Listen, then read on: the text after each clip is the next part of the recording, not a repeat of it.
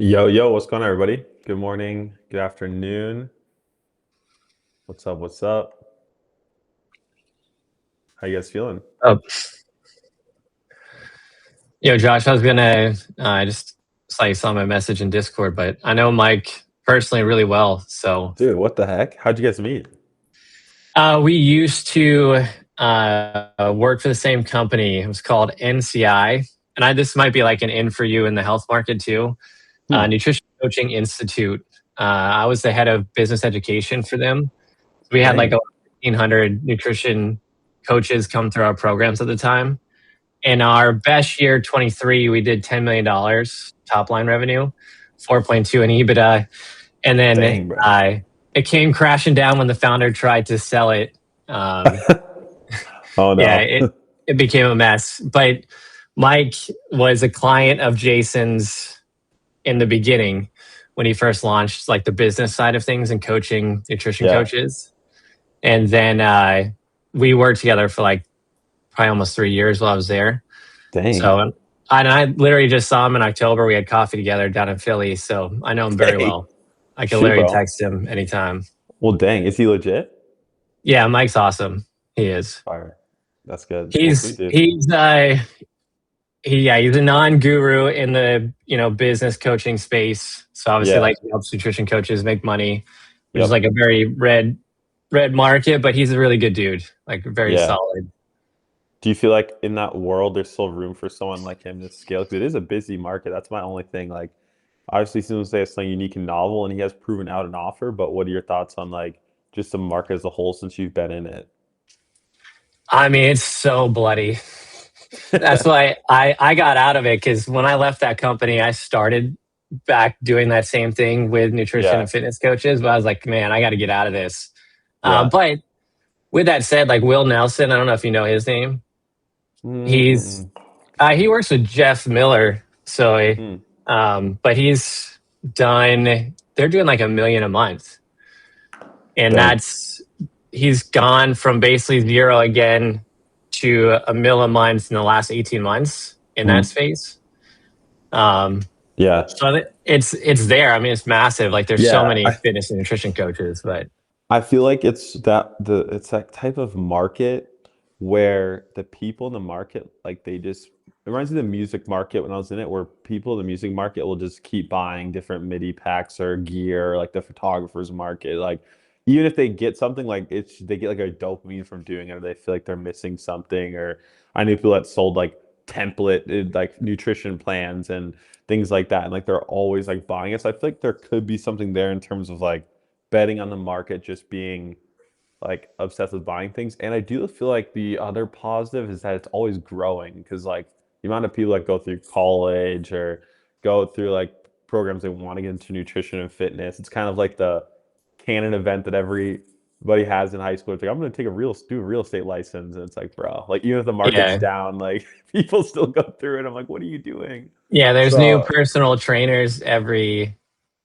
single year, and they realize very yes, quickly that being a personal trainer sucks. So they try to yeah. move online and make money that way. Yeah, exactly. So that's I cool. think Well, sweet. he said this. I watched that call real quick, and he said this at the end. Yep. He kind of asked like about learning about the process. This might be another interesting thing in the relationship. Is he has hundreds of nutrition coaches, right? True. Like in the health market, who they have a larger TAM, like the guy that you're working with right Yeah. now. And I think he aspires potentially to do this with some of his better clients. That's why I think he asked, like, Mm. will I Yeah, learn? when there's some ask something like that, I'm always like, "Oh, bro, like, what are you trying to get?" Like, he's like, "I'm not trying to do it myself." I'm like, what's your play, man?" Which is fine. Like, but yeah, that makes sense though. Yeah, but an interesting thing is like, I can reach out to him too, and it might be even a different way in is to say like, hey, what Hmm. if you slash if I get in this and help out at all, I'd love to do that. But Yeah. like we help his best clients scale their Yeah. offers through setting up these funnels for them. True. That's a good play. No, you should ask him about that. Because like I did an interview with somebody recently. The interview's on the website and on YouTube as well. But he has a lab kit it's like Labify Health, I think that's what it's called or something. It's like they send labs to you and you do your blood work and the stool tests and whatever. And he like all his connections like is just the health market to another doctors and the very like niche down there. And so he is gonna be brokering deals or just like referring deals out to like me, which obviously goes to like you guys. And so those connects are huge. Where like I told him I was like, hey bro, like I've done brokering fees as well too, where like you can be a part of it, or if you bring in deals, like a very small brokering commission. I've done like 1%, 2%, like of like profits. Hey, like brokering deals, we'll do that, or just a one-time fee. So yeah, I definitely think that'd be huge. Like you should hit him up, or you can start a group chat with all three of us, and we can talk to him and see if he's got people and like what if something we could do with him as well. Yeah, Right. definitely. Cool. Well, sweet. Small world. Well, welcome guys. Welcome back to week two. It's been fun seeing what you guys are doing inside your Slack channels and helping you guys out in that way. Last week we talked about partnerships, how we approach them, the framing that we hold in those conversations, and as well as the green flags and red flags, and a lot of good add-ins there. I know Zach had a lot of great additions there, so Zach, appreciate you chiming in, and hope that you will today too. And this week we're going to be talking about the second stage of things, which is the building process. So, what do we actually build for our partners once we sign them? How do we approach that? How do we come up with the ideas and ideate what is it that we're going to launch for them? And how do we actually get that built? Now, some of this may be early into the process for you guys for where you're at now. Maybe you're still in negotiation with people, or maybe some of you guys already have these deals and you're starting with something else. And so a lot of this will just be good principles to hold on to so that you're ready and are more equipped in, planning and strategizing what you're going to do for your creators, but don't get too hung up into every single detail. I just want you guys to focus on understanding the model that we're going to be building for them. And then when it goes deep into the technical side of it, I've built out an entire ClickUp SOP, like start to finish, every step, every process you need to follow to take a offer and a funnel from zero to live. So a lot of the technical stuff we're not going to go deep into today. I was talking to Zach about this, like how deep should we go? And he's like, don't go super deep. Just go the big overview of the principles, and the deep technical stuff is already like in a standard operating procedure. Hey, And Josh, then yeah, what's sorry, up? man. You're good. Your mic is crackling, and I thought it was just me, but everyone in the chat saying the same thing. So you might just want to double check because Check, check, check. that's way better. Check 1, 2. Is that better? Fire. Yeah, way better. All Sweet. right. Keep going. Appreciate it. Fire. Yeah, so all the procedure will be there. And then on top of that, I've been working through each of the steps in the SOP that our team follows internally and that I follow for all of our builds, and been developing custom Claude skills, which you guys, I sent in the Discord as well too. So a lot of that now can just be done with the skills. And so I just yesterday, I got to test a few more times, got done with our copywriter skill, which is just pretty much built to deploy TSLs, VSLs, upsells, order bumps, emails, and everything related to a load to get call funnel. So initially, like before we had skills and why they're so good, I was just going to give you guys our templates, which we do have, and I'll still share with you that afterwards too. But what's even better is having it just in a skill and trained on that so you guys can use that. So we've already done the market research skill, which will analyze the market and all the top competitors in the info space that have brands. It'll specifically look for those people so you can see what outcomes they're selling. Then we have the narrative generator, which for me, I can't launch an offer unless I know the narrative behind it, aka call your sales messaging, your positioning, your angle, whatever you want to call it. I call it narrative, right? What's the narrative lifting up and supporting your product? And so we have that. So it'll like see like, okay, based on what your current creator has in their high ticket offer, what is a narrative that you can spin up to position yourself against all the other competition and to stand out? So we have that one done. And then I also have our upsell architect done too, which will map out the front end, the bumps, and the positioning for the upsell as well too.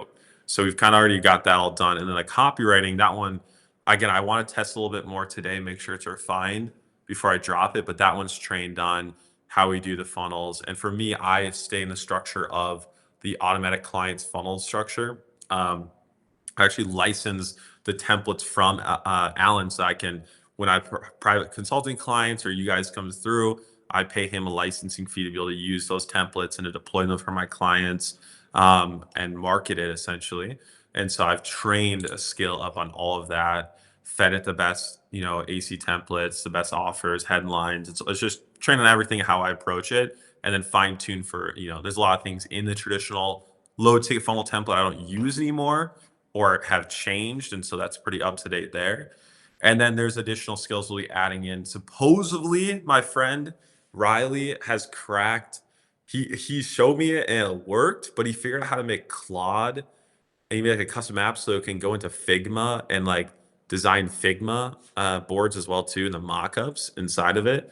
It still seems a little janky, so it's not 100% there, but that's kind of like the missing piece. There's like once we have that, it's kind of game over. But right now, I do a lot of my design with like Manus for image work and just feeding it good Figma stuff, telling it to model it for our offers, which again, you guys will get after this. So all the technical steps, I don't want you guys to get too hung up on like, what do I say, or what's the best headline, or the angle, this is that. We're not going to go deep into that. One, I've already trained the skills on it. Two, we can handle that custom to your situation, one-on-one in Slack if we need to. And today I just want to focus on more so the model as a whole from a bird's eye view. Does that sound good? Everyone clear on that? Awesome. So what I put together today, and I'll share my screen here. I just have a doc. I'll share this I'll put it into the Discord right now so you guys can have it if you want to follow along. I know some people like that. Otherwise, I'll share my screen too. What I put together, this is actually an outline for a book I've been working on, a mini book called the 10 Commandments, or the Low Ticket Bible, essentially what it's going to be. So I have the domain of Low Ticket Bible. I don't know when I'll actually launch it, but it's pretty much just like the 10 commandments I follow when doing a low ticket ascension funnel. So I'm going to walk through those 10 commandments today, which is pretty much from 0 to 1, every like law I follow for every offer I do to actually build a good ascension funnel. And then as you go through this, if there's any questions, feel free to unmute, stop me if anything doesn't make sense. And Zach, obviously, I know you have a lot of reps doing low ticket too. Sell while you'll sleep, best domain ever. Fire offer. This is from Zach. Great offer on low ticket offers. OG one. So obviously, I'd love for you to add if you see anything that you want to throw in there too. But I'll share my screen and we'll jump into it. Alrighty, let me move this here. All right, y'all see this all right? Sweet. Alrighty, so yeah, let's jump into 10 commandments of a low ticket call funnel. So I also have a Figma board I'll share with you guys too.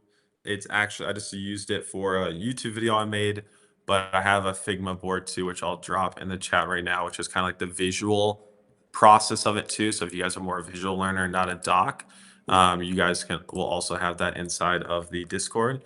And then I'll start making sure these are like under the videos inside of WAP too, as well. So for now, it's just janking inside of the Discord. Alrighty, so let's get into it, guys. Commandment number 1, thou shalt build back to front, starting with the back end offer. This one's the biggest thing that people miss all the time. So when you're going to your creator and you're working with them, they already have an offer in place. This isn't like traditional publishing where you're going to somebody and they have an audience and traffic, but not really an expertise. I've done that. I've made that work and I've tried that before, and it can work. It's just a heavier lift for us and also the creator, because we're trying to like pulling teeth to get them to do things or find their positioning or be okay with selling info. But the nice thing is all of these people already have that in place. So you're not really starting from zero. We're just working from their back end offer to their front end offer. So with our guy that we have in the health space, he had already been doing one-on-one coaching.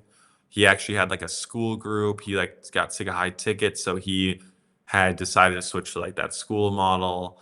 And so we had already been selling and enrolling people and had testimonials and what people liked about it and a ton of research that we were able to get from him. So we made our job super easy. And so all we really had to do was just look at his existing offer, listen to his testimonials, listen to his sales calls, ask him questions too, since he had been doing it for years. Normally market research, you want to validate by the market, but someone like him who's been doing it for years had a lot of good data and just how his market operates, what they like, what they don't like. And so we just did a lot of extraction from what was already existing to figure out, hey, what will lead effectively to the back end.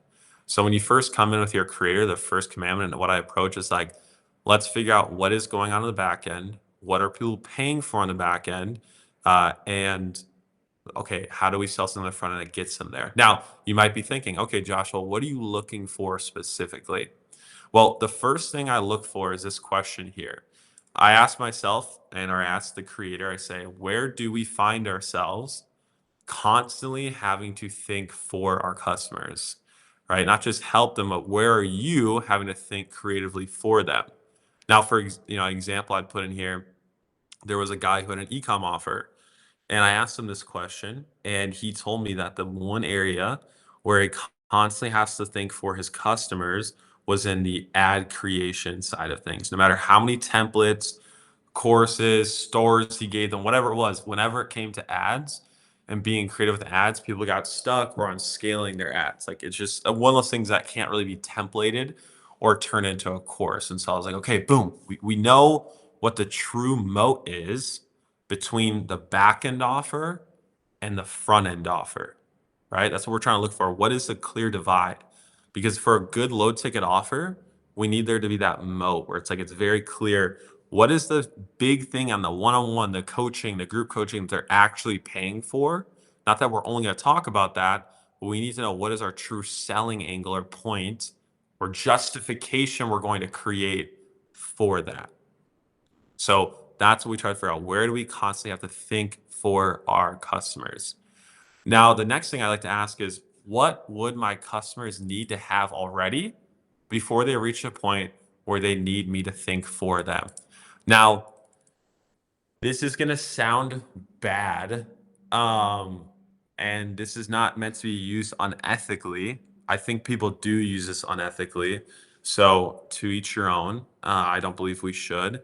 But naturally, I believe that there are natural points of failure in any model. No matter health, wealth, relationships, anytime you're trying to do something, there's natural points where you'll hit a wall.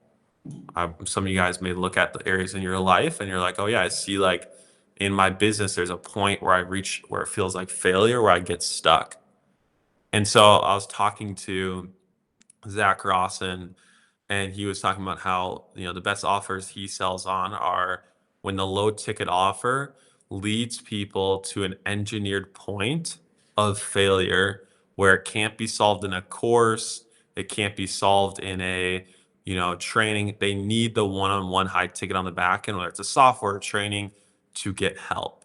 And so for obviously you could think and be like, okay, again, you could engineer these points in strategically, or you can just identify the natural points where people normally fail if they try to do it themselves, to then figure out where that moat is. You guys following? So we want to say, okay, where do we have to think for our customers? And then that'll help us identify where is that moat. And then this will help us identify, okay, what would my customers need to have to reach that point where they need us to think for them in this way? Now, the last thing that I like to ask is, can I speed run? Hey, Josh. Yeah, go ahead. Sorry, just a question. Your mic started crackling again. Just heads up. I don't know what's going on with it. It's but anyway, it looped in. Just a question on that on the frame of that. Like, how do you like, just for that ad offer as an example, right? Yeah. Like, so you have an ecom ad offer. Let's say, just assuming you use like, hey, here's our best ad templates, right? Something you don't have to think about. How do you think about the friction point at the end? With just so I have a clear example of this, would that be you're like, oh hey, you have the ad templates, but you're missing this piece? Or is it more, because the way I always thought about this, and I love this perspective because it's a great frame, is it's like, I give you pretty much everything you need to do it, like the done with you or do it yourself is on the front end, and then done for you, done with you is on the back end. But it sounds like you go a level deeper here, which is curious. So like, let's just say that ad example, how would you frame that and position that, just so that I have a really clear understanding of that? Yeah. So I always thought about it too. It's like do yourself, give you a bunch, then the back end's done with you, done for you. And the when it goes to like the back end though, I always think of the back end to me is always done for you. Like I don't really think Okay. done with you exists because like done with you is really you're thinking for them. So it's technically done for you. It's just instead of doing something for them, you're thinking for them. Now for Mm. this example, the ad template, I'm like, okay, how do I create that moat? Well, we all know that no matter, whenever you launch an ad, there's a natural point where that ad will fatigue, right? It hits a wall. Or when you get a winning ad, how do you duplicate that and scale that? How do you come up with new ideas outside of the template? What happens when that fatigues or runs out? And so then it's the argument of, okay, how do we actually scale this and expand past it? Or, some people that get the templates and you could like, you can teach them like, hey, here are certain kill points of your ads or this or that. But low key, when it comes to ads in this specific scenario, it's almost like trading where people are like, when do I turn it on or off or duplicate? Like, it's like you look at it and they're just like, if they've ever done it, it's like, like, what do I do? Like, I don't want to mess it up or am I missing something? And so they want someone to look over their shoulder and be like, turn this off, turn this on, scale this, duplicate that. They want someone to think for them. They want to put the responsibility on somebody else because it saves them Beautiful. creative thinking. So I would frame it like that. So I think in any business, there's an area where these people want to remove the need to creatively think for themselves. And so I'm like, okay, coaching, like what is coaching? Normally people were like, oh, the coaching is here when you get stuck. But then I found people come in and they're like, I'll just stick with the low ticket until I get stuck and come to you. So now you're killing your ascension rate because we know most people might not actually use it. So they'll never get to that point. They might just like log off and never use it. Or it'll just take a long time for them to get there. And so we're trying to obviously like shorten the sales cycle for us in the cash conversion cycle. Um, and so we want to make sure it's a decision they can make really fast. Now, another example of where I say right now in our health offer, the reason why we only have a 2% ascension rate instead of a 3.5 or a 4 is because on our front end offer, like we realize the market really wants like protocols and what movements to do. And we give that to them. It's almost like if you're giving the templates, right? And in the health market, they're kind of like, oh, I'll just stick with that and I'm good to go because that's normally what traditional pharma and other people told them to do. So then when we're like, here's coaching, accountability, customizing it to you, there's a very strong objection of, I'll just, stick with this, see if it helps. Maybe it'll help me, maybe it won't. It's kind of like if you're like hire a copywriter to write something custom for your AI. It's like I might just try the AI. Maybe it gets me like an 8 out of 10 ad. That's not as bad. And like, maybe it's not 10 out of 10, but at least it got me there. So we're seeing that objection. So now we're switching the front end offer to be a assessment where they're going to pay almost like they're getting lab work or if they're getting blood work where they're going to get it, they're going to pay for it, it's going to analyze them, we're going to analyze them. And this is all going to be done with AI, but it'll analyze their movements and identify the problem and diagnose them for a price they're paying for the diagnosis of what's going on. And then it's like you have two options. It's like, what do you do there? You know the problem. What do you do? It's like leading them to the point where it's like you need the protocol, and so then we'll go right to high ticket after that. And if that doesn't make sense or DQ'd, we'll just downsell them into what is our current low ticket offer, but with an increased price. Love it. So we're That's always trying to beautiful. figure out That gave me where's a lot that of natural point of Yeah. failure. Or, it's, I think normally, even if you think about, I think in marketing, we're always like engineering. We engineer certain points, not really failure, because that sounds bad. Engineer points of limitations, whatever you want to call it. But you think like people do a 5-day challenge, a sales challenge. They teach you 5 days. They're going through it all. They get you enough. Maybe they get you in momentum. Then it's like, all right, you have two options: keep doing yourself or work with me. And they kind of lead them to that point where it's like, all right, jump out of the nest. What are you going to choose? And so I think in our low ticket offers, not that in the product necessarily we need to be too obsessed with what's happening inside of there, because sadly not everyone even uses the product, but in what we're selling and the positioning of it, you can't make it so that's too close to your back end where they'll say, oh, I'll just go with the front end offer, I'm fine for now. Like whether they use it or not, we want to make it very clear the distinction of the outcome of the front end and the back end, and obviously how the back end helps them get there faster, better, easier, or solves a new problem in that way. That's how I like to approach it.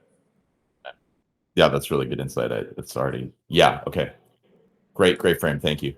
By the way, your mic's still crackling a little bit. I'm not sure why. And Do you have is it your Shure one? Maybe just like unplug. I don't have my, I can put my Shure on. I don't even have my Shure one on.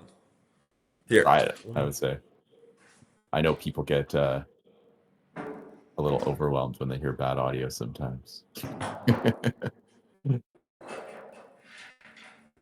Let me try to hook up my nice one for you guys. Let's see if that makes it better.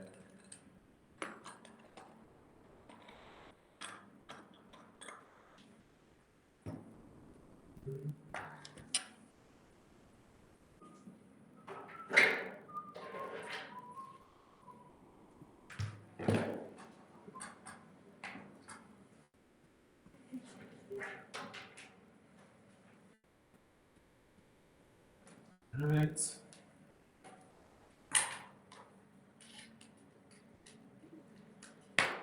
Was it still crackling for other people? Yeah, I think so, right?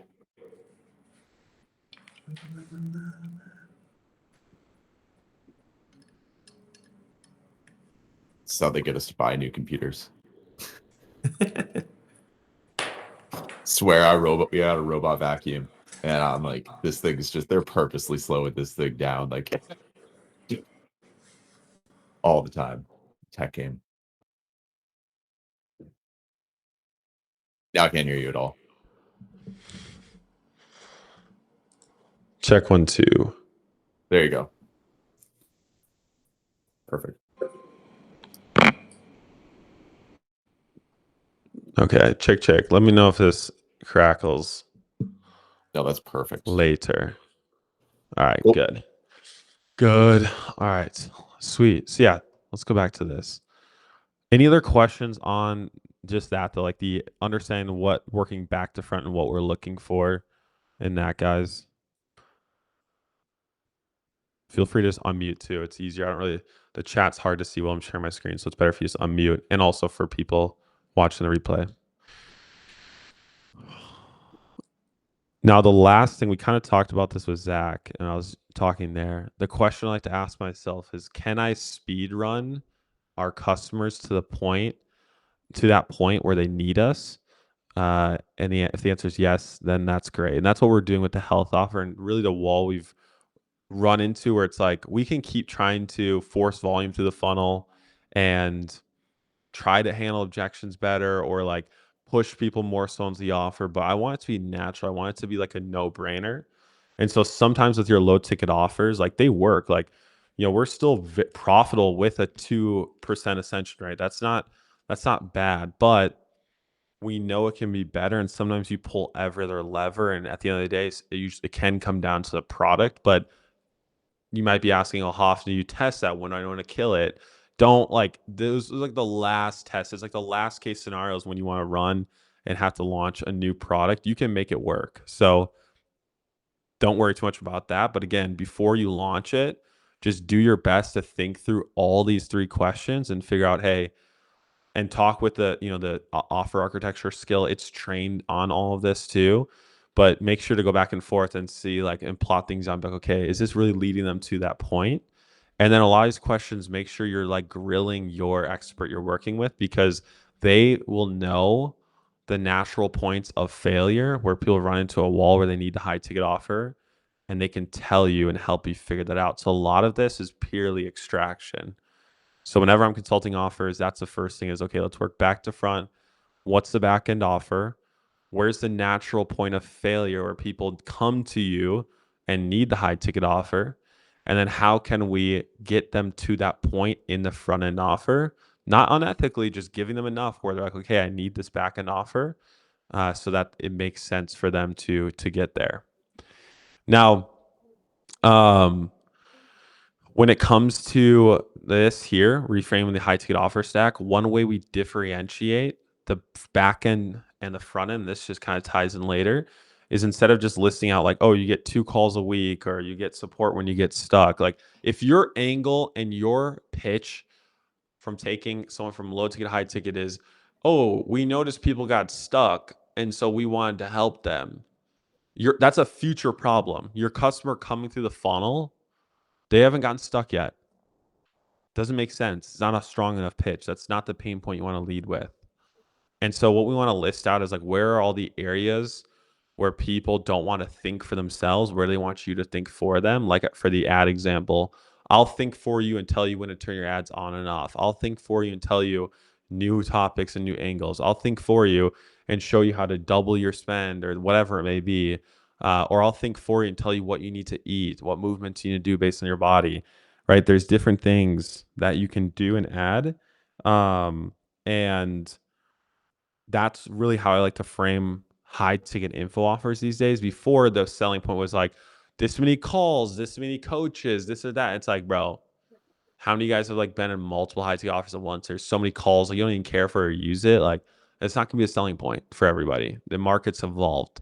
They care about the outcomes and where you're thinking for them. And that's why even when you're selling consulting, that's what consulting really is you're thinking for them. And so that's what you sell them on. Now, another thing you can do to differentiate the back from the front is by adding some sort of implement and release piece to their high ticket offer. So if there's something they can deliver done for you for their customers on the back end, this makes a really clear divide. It helps you set it up. And again, this could tie into this a little bit later, but I start thinking about these things early. You can add a done for you element to the back end offer that's coaching. And then the selling point is a done for you. So for one of the offers I did a low ticket for that's doing around 5 million a month in the biz ops space, they their back end offer is coaching, but there's one element where they like scrape a lead list for you, set up your cold email campaign and like install it and hand it off to you. And then there's coaching on like how to run it and do all the other things as part of the business. But the done for you piece is just one small step of it. It's not fully done for you, but they're able to frame it as done for you in the VSLs, in the low ticket upsell, in the emails. So people are like, oh my gosh, I want this done for you business setup. And they do that for them. Another guy I was working with, he was debating. He's like, do I put this done for you? Because he does TikTok shop. He's like, should I put this done for you? We'll buy your TikTok account that already has 1,000 followers so you can start doing live streams like as an upsell for $297 or not. And I was like, bro, if your fulfillment cost and that's like so low where you could sell for $200, add it into the high ticket backend offer, sell the do it yourself stuff on the front end, and then your back end offer becomes super sexy because it's like, hey, do you want us to, a done for you age TikTok account plus all the coaching and everything else? Like then it becomes a true done for you business setup. And it makes it super sexy and irresistible. So that's an example of how we do it in BizOp. In health, how we do it normally comes down to like customization, where it's personalized to your body, what you're going through, or the root cause and solving that. And then when it comes to like relationships, a lot of the done for you stuff, you're thinking for them and their pickups and like my friend, he'll like review their conversations and things like that. But it can apply everywhere. But those are just some common ones that you'll run into. So that's the first commandment. I know it's a little bit longer going into that because it is one of the most important ones. And again, like without this, everything else breaks. Any questions on this first commandment? Feel free to unmute yourself. I have one just quick. How do you structure this when you're going to somebody with a back end offer right now? Yep. Like, it makes perfect sense what you're saying. Do you go in when you're part of the agreement and you say, hey, this is this is my idea of how we can improve your offer? How much are you actually touching their back end if you're just putting a front end on the front? If I feel like there's no clear way to create a moat between the two, then I will say, hey, we got to add something. Like we gotta change something about it. Like if it does, I've had only happen a few times, but normally it's like reframing or repositioning or adding in a small piece. But only do it if you're like, yo, this is too similar to like this, so there's nothing really like sexy or different about it. And we need to make it so it can solve like a now problem or add in a piece there. I think in any offer, if you can add in that implement release or some sort of customized piece to the high ticket, the better. Like that's awesome. It'll just help on the sales call and move people forward for sure. But yeah, you definitely want to, just for the sake of your ascension and you making more money, feel free to guide them and like, hey, and just kind of prompt their mind. Like what I do with my people when it comes to creating products is I sit there and I'm like, in a perfect world, we have something that gets people this outcome so we can sell this outcome in our marketing. Can you make a product around that? And then they sit there and they're like, oh, I could do this, I could do that. And then I'm like, okay, tell me more about that. Like, what is that? What does it do? What can you expect from that? What outcomes come from it? And then he's like, okay, like, yeah, this is, and then you kind of prompt them like their AI, and usually they can come to a conclusion. You just got to kind of put them in a box. So it's like, all right, you have to get your customer this outcome in this way. Like, what should that be? And just put them right, boom, right on the spot, hit them there, and they usually come up with it. And that's kind of happened with that happened with this new one we're doing for the health offer on where we're doing the assessment. Is like I had this idea like in a perfect world we have an assessment, AI like reviews their body and like their positioning, their posture, and then it spits out a report on our dude's knowledge on what that is. So I was like, here's the outcome I want. What would we need to assess to get this output? And then he was like, okay, we would need to assess this, this, and that. I'm like, all right, I wanted to do this in less than like 3 pictures uploaded, so there's no friction. Like, what pictures and poses do we need them to do to make that happen? He's like, well, we need this, this, and this. And I just kept like prompting him, where it's like forcing him to kind of into the constraint of coming up with the idea. And then by the end of that, we had our idea and it was all good. And then we were able to go out. And now, like, as a team, we're creating this tool for him because we're incentivized to do it. And it's super easy to do with Manus. So that's how I add products to it. I'm just more so like selling them on the outcome I want from them and then being like, come up with an idea, figure out a way. Like even he was like, oh, we can't help people over 60 because I haven't done it before. Or like, the technical side of onboarding is hard. I'm like, then let's fix that. Like I need to be able to enroll people who are 60. So what do we need to do to make that happen? And I just put them in that thought process and they always come up with a solution. There's always a solution for everything. So like there's a way to make it happen, to assemble things and put it together. So I don't really take no from an answer for them unless it's truly impossible or if it goes against their beliefs, their philosophy, whatever. I'm not going to, make them or make them have to work with people they don't enjoy. Sure, I have boundaries there. But if it's simple product wise, I'm like, there's always a way. Man. Great. By the way, your mic's crackling again. I'm sorry. That's no way, bro. I don't know what's going on, but it's probably WAP, dude. I should just leave WAP, dude. What a terrible pitch. Is it a WAP thing? Maybe it could be. It could be, maybe. I don't know if it's not Mike. It could be just like that fact that we're here live or something. Well, again, you can edit it out of the recording. It doesn't matter to me, but I'm just letting you know.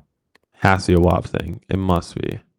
Is it terrible, guys? If we're gonna go for like another like hour and a half. Is it so bad? Like, should we move to Zoom? Are you guys gonna die like hearing this? Be honest. I'm good. I don't care. I'm good either way. Okay. All right. Yep. If we next call, we're just gonna do on Zoom though, so we don't have to deal with this. We'll rip a Zoom link. Cool. All right. Let me know if it gets bad. I'm totally fine. We can always stitch it together and just jump on Zoom if we need to. Alrighty. Anyone else have any questions on that? The first one. All good? Perfect. Alrighty. Let's keep moving. Second commandment. Thou shalt choose the right front-end offer format for thy market. So we've talked about, okay, we're working back to front. Next thing I'm trying to figure out is just the format in which we deliver it. So I believe there's 5 winning offer formats. I've done offers for each one of these formats, and I've seen which ones work well with certain ones, which ones don't, what markets respond well to it. And so I've kind of listed out what I've found works well so that you guys, of course, can learn from that. But there's 5 winning formats that I can choose from. I have tools and templates, right? Tools and templates. Evergreen challenges, which is a course just framed as a challenge to one specific outcome. The 1-hour fast start masterclass. The paid case study. And the low ticket done for you. Now, this one here is probably the low ticket done for you offer is the most rare one that people can pull off and that with your creators you're working with. And so this one's very low on the list of what I like. I wouldn't start with this or pick this. It's very rare unless I tell you like, hey, you need to do this for this market because it's the only way. I wouldn't even let this be on your list to start. I wouldn't even have that be up there because it's not really one that's you easy done? to pull off or fulfill on. Cool. So I think that it's better Oh, sorry, to guys. start with a different one. Now, my favorite right now, if you're like, Josh, what's your favorite one to go with just off the gate, is going to be an evergreen challenge. Now, why do I like evergreen challenges? Well, one, they're very easy to sell because the outcome is very clear. It's in X amount of days. The goal is that you get this outcome. Like one I came up with was a 14-day gym addiction challenge. In 14 days, you're going to be more addicted to the gym than you are now. So that's going to, you stay consistent and keep going. There's obviously strategic parenting, one of my favorite ones that does like info, just low ticket to mid ticket. They have like the 14-day no yelling challenge, right? I think it's like, let me see here. If you go to like their courses here, right? Like it's very clear what's going to happen in 28 days, in 18 days, and whatever days. Like it's very specific on what's going on. And so, from a standpoint of selling it to a cold market, we want low ticket to be something that's easy for them to grasp and hold on to. So if you're like if you guys wanted like just stick in a simple format, go into and be like, just because this works for any market, go into like, all right, every time I sign a creator, every time I work with someone, I'm just picking that format. That's great. Like just this one, you can literally write out in any single market and make it work. And it's awesome. So if you want to default, you're like, Josh, just tell me which one's the best to stick with. This is my favorite. This one's definitely my favorite. Now, I would say like the other two. So we have the tools and templates, the paid case study, 1 hour fast start masterclass. For tools and templates, if you're in a B2B or saturated markets or solution aware audiences, meaning they're 1 to 100, not 0 to 1. So existing business owners, people are existing doing a protocol. So we're not introducing a new model. Tools and templates are amazing, right? They definitely work well. I love them a ton. One of my favorite ones, wonder if I have, let me look at my Figma actually. There's one of my favorite tools and templates offers that I ever saw was one called 7-Figure Email. Yeah, here it is. Let me zoom in for you guys.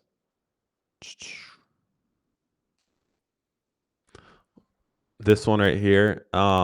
They were just selling email templates. So like very simple. It's clear what the template is.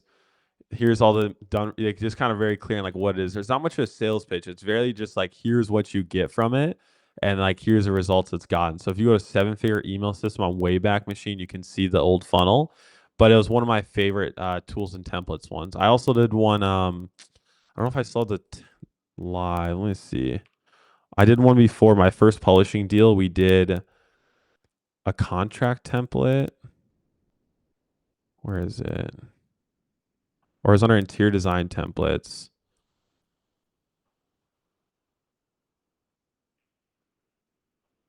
Okay, maybe it's post. This funnel's probably okay. It's not active anymore. But this one here, we were selling a contract template for $47, and this converted at 3% on cold traffic. And it's very simple, very easy page. So it's very easy to do in those markets where it's more aware, and we're not necessarily teaching a model. And so that's another good format to use that works very well. So I like that one for that aware market. And then the other two is a 1 hour fast start masterclass. This one's really easy for the creator to put together because all they have to do is just like do an hour-long Loom video. Like, where is it? High ticket accounting. This one's been running for a while. We did this one, and it's been ripping. It cut their high ticket CPA in half from their VSL funnel. But pretty much, like if you go through the product, it's literally just a Google Doc, a 1 hour masterclass teaching them this new model, how to increase your pay as a high ticket accountant. And it ripped and people loved it. And it was super easy for my creator to put it together.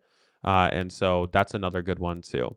That's why I like it. Now the paid case study, this one works for any market too. It allows you to like talk more about your numbers if you want to. So I know we mentioned Jeff Miller before. I came up with and built this offer for him. And it was just very case study heavy, right? It's just like, see how I'm getting this result. We're not saying you're going to get this result. It's just see how I'm going to do it. And then Jeff does a really good job at selling case studies. Most of his offers, I feel like, are case studies. He does something and then he sells a case study around it. And that's very like a Frank Kern model. Frank Kern also did a great job at these offers. So this was a very ugly funnel. Enrolled thousands of customers, took a school group to 100K a month recurring within 4 months on cold traffic, and absolutely cooked. And it was more of a case study. So that's also one that you can use. So when you've kind of, before you start thinking of like the outcomes that are being sold in the offer and you're like, what's the format going to be?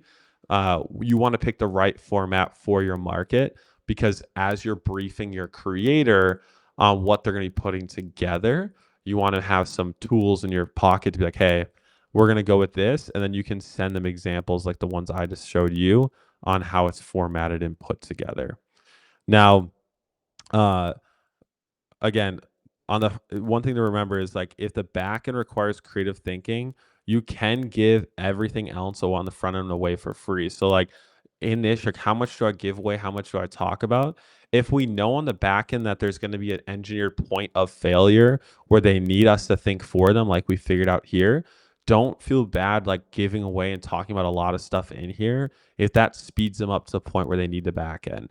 If it's meaningless content that's just fluff for fluff's sake because you're worried people are going to refund because it's $27 and there's not enough in there, that won't happen.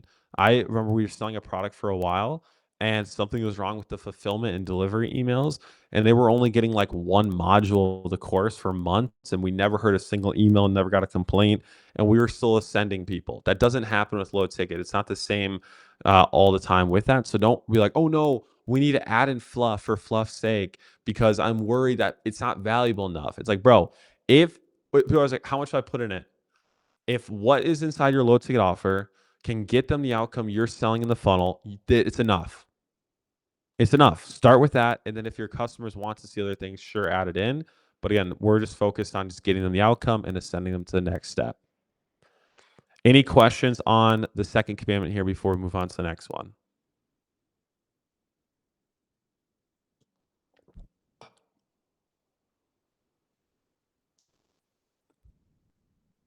Perfect. Glad it's making sense. Commandment number 3. Thou shalt price and structure the front end offer for maximum liquidation. Pricing. What do we price it at? Front end offers, I go around $17 to $27. I don't do anything less than 17. I don't do anything more than 27 unless it's a low ticket done for you offer. This is a sweet spot for an impulse purchase plus serious intent. Now, the order bumps, the 3 order bumps to use, this is really the sauce where we get our liquidation. Our bumps collectively, I want them to add up to being over $50. So normally what the price point looks like is bump 1 is anywhere from $18 to $27. Bump 2 is anywhere from $22 to $40. Bump 3 is from $40 to $67. And that's how we run it. All right. That's how we have it set up. And so when we do it this way, again, if we were to go to, let's see, high ticket accounting, $27 front end offer, right? So we're in that $27 range. We only did 2 bumps on his, partly because the 27 gives us more, but we have 2 bumps, one for 17 and one for 22. And so with this, like with these bumps alone, we're already at $49 plus this, we're already past $50. So my goal is that the total, if they were to buy the full cart value, I would want it over $50. This just helps with liquidation, the average CPA overall. This just has kind of been like people like it can be more, that's fine. But a lot of people are like, just give me a benchmark. So here's your benchmark if you want it. Making sure that all 3 products together, if they were to buy the full funnel, is over $50. Now, later on, guys, in your funnels, you may add in an upsell before the call, right before we bring up the calendar. And that's fine. But to start, it's more important to first validate that you can take somebody from a low ticket purchase to the high ticket without adding friction. If you can sometimes mess up the ascension or add in a new variable if you add another upsell before the call calendar, because it's another decision they have to make. So my rule of thumb is like enroll 1,000 to 2,000 front end buyers, validate the ascension rate, see if you're in the 2 to 3% range. If you're consistently hitting that, then you can add in an upsell. Or maybe you're in a market and you talk to me and it's just like, hey man, it's super hard to get liquidation with just front end and 3 bumps. We need an upsell. Then great, we can add that in. But with 3 order bumps, we found that we can get to a 0.8, 0.9, which funnels with 1, 2, and 3 upsells like in the funnel with downsells get to themselves. Like we're getting the same ROAS on the front end without having a bunch of friction before the high ticket. So in a perfect world, if we can have great ROAS on the front end plus maximum ascension, then it's a win. It's a win. So that's why we do it this way. Now, rules for the order bumps. All right, some rules for this. We want the bumps to help them get results faster, right? So that's not a new decision on top of the front end. We just want to speed up the result. We want it to remove friction or thinking with the thing they just bought. That's why normally it's templates, checklists, swipes, tools, etc.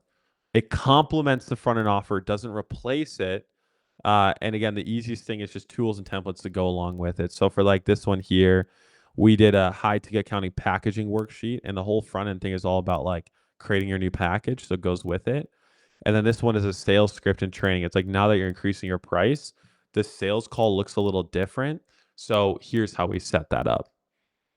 So that's how I like to think about order bumps. Now, obviously, the Claude skill I've trained for you guys is already trained on helping you come up with these ideas. So it'll do most of the thinking for you. But just to quality control the output, now you know what you want your bumps to do and to sit as and to really add to the funnel so that you can make sure that the output is good there. Any questions on the third commandment on pricing and just some of the bumps too?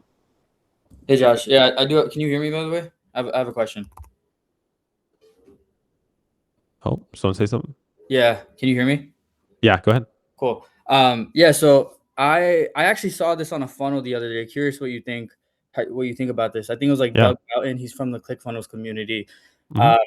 He basically had the same structure you had. Bump 1, bump 2 were separate, offer. Let's just call it separate products, as you said. And then Yep. bump 3 was like a bundle, but it kind of like was like a bait offer where it's like you can get bump 1 and 2 Oh for yeah. lower if you just Yep. get bump 3. So I'm curious what your thoughts are on that sort of, I guess, structure. Yeah, we actually tried that last month, and it didn't do much. Like it didn't change anything for us. So we just Okay. yeah. Cool. If anything, it just kind of confused their buyers a little more. I think for more, we're in a B2C market. We're not really used to funnels. Where if it's you say Doug Boughton, is that who? Yeah, I think I said his name right. I'm not even trying to Yeah, say. yeah. I mean, if you look at his market, they're all funnel builders and Right, right. marketers. Like, I think to them it'd be kind of cool. We're like, ooh, fun! Like, get 2 for 1. Kind of like we Yeah. know the process. So I think our market, why it didn't work, is people are just confused. Okay. So Yeah, that makes sense. Cool. I don't know. I think for more aware markets, for their used upsells, like, oh wow, this is cool. Like together a discount because they're already contemplating. Like whenever a new marketer or Russell launches a new funnel or anybody, I'm always like, I wonder what the bumps are gonna be, or like, and I'm already going to like buying them all anyways. So I think that like really catches that market. Like I always, yeah. Sometimes bumps are low key. Sometimes bumps are like the best part of like at least marketers funnels low key. Like in the internet marketing space, I love order bumps. They're always the tools and templates, which is what I want. And like the upsell one, I'm always like, what's upsell one? I just want that. But that just shows like for us, like high awareness people, like we want the upsell path to flip, which is why tools and templates as a front end offer works well for some of those high aware markets. Cool. And for this, you're just basically saying the thank you page is just like literally the book a call page, essentially, because yeah, no upsells here unless liquidation. Yeah. Okay. Cool. And Cool. it's funny, in our funnels, we don't actually have a true thank you page. It's like you either book a call or you exit out of the funnel and you get an email to log in. Cool. So I don't let them say no thanks to the call. Like it's always like just there. Interesting. Cool. Thanks. Yeah. Now, and we'll talk, there's some like downstream effects that like some people, if you don't have the messaging right, then some people are like, oh, I thought I had to book a call to get access, or I just booked it because, but usually like if you have the right messaging, then they usually don't. And you can also, the sales team can flip that over and still have a good triage conversation with them. So yeah, anyways, which kind of goes to the next step. Thou shalt build a 3-step funnel, no more. We talked about a second ago, removes friction. Again, to start, it's better to go this way. Just to start, like, you obviously later on, you guys can add in other steps, and we do that, but we don't do that until we're usually like 1,000+ customers in deep, and we're trying to solve for liquidation, or we think we can squeeze more out of it. And so that's when we would do it. But traditionally, our funnels all look like this. I'll use mine as an example. And any of the funnels I've been talking about now, it also does that too. But we have our front end sales page, the order form with the bumps, and then we have the book a call where everything under the VSL is gated until 6 or 7 minutes into the video, and it drops down and allows them to book a call. That's the structure we use every single time. So whenever I go to launch for a new creator, in my mind, I know this is what we're building every single time. Now, again, I think to start, it is better to start with a structure and customize it from there on out than it is to, try to come up with your own low ticket funnel structure from scratch. And so I think that, and I suggest everyone here just start with the classic automatic client style template. We use it for this guy, use it for Jeff. Like, just start with this. Normally, like, what you'll be editing sometimes is maybe like the stuff under the top section, right? Like under the fold, like the copy. Maybe you're not saying like, the template to a T and these headlines are changing. That's fine. But just as a whole, like the structure of the page, just stick with that until, again, you get data, you get information, you can kind of expand on and make it look different.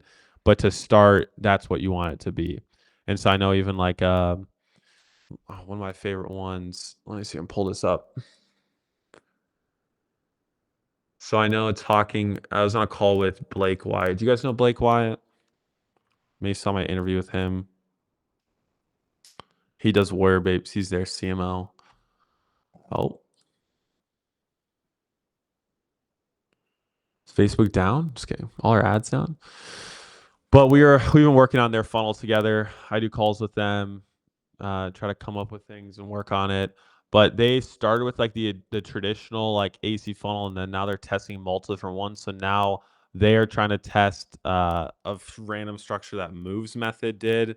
They're another offer, right? So now they're trying to copy that one. But I was talking to Blake, and they're testing like 5 different ones now. But what they started with was just the traditional, just classic AC page, and then they added on top of that and expanded from there. I don't know if I can find the test. They have like some software that's running like a dynamic test of multiple different ones. But another good example of someone who kind of like someone who customized the template, you can see like you kind of expand on top of it, would be this offer here.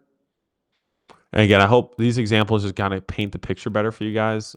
The details of templates, again, I already have skills and all of that planned for you guys, but this brand here did a great job kind of customizing it a bit. Also, this timer is pretty fun. He's an e-com guy, but you can see here similar structure, but they've added and changed some stuff below it, more bulleted. And so you can see, like, as you test, like this is like 2 years into using the AC page, the funnel they're at now. So you'll see like what you start with, guys, is not what you end with. So stop getting so attached to launching your offer perfect. You're going to be split testing the crap out of your funnel. You're going to have weird timers and countdowns and different images here and there. So just freaking launch your offer, use the template, and then split test from there and add it on. And one day your funnel is going to look and come this far or look this different. That's kind of like my approach now. It's like you get so hung up on it needs to be right, it needs to be perfect. It's like you're going to be tearing apart the funnel no matter what, because like the market's going to decide if it's a good funnel or not. And so don't overthink it. Just get it live. Use the front end AC page. Use and model that. Use the order form. Same order form is just an order form. Nothing crazy there. And then for the book a call page, the book call page, which I'll show you guys. Let me see here. No.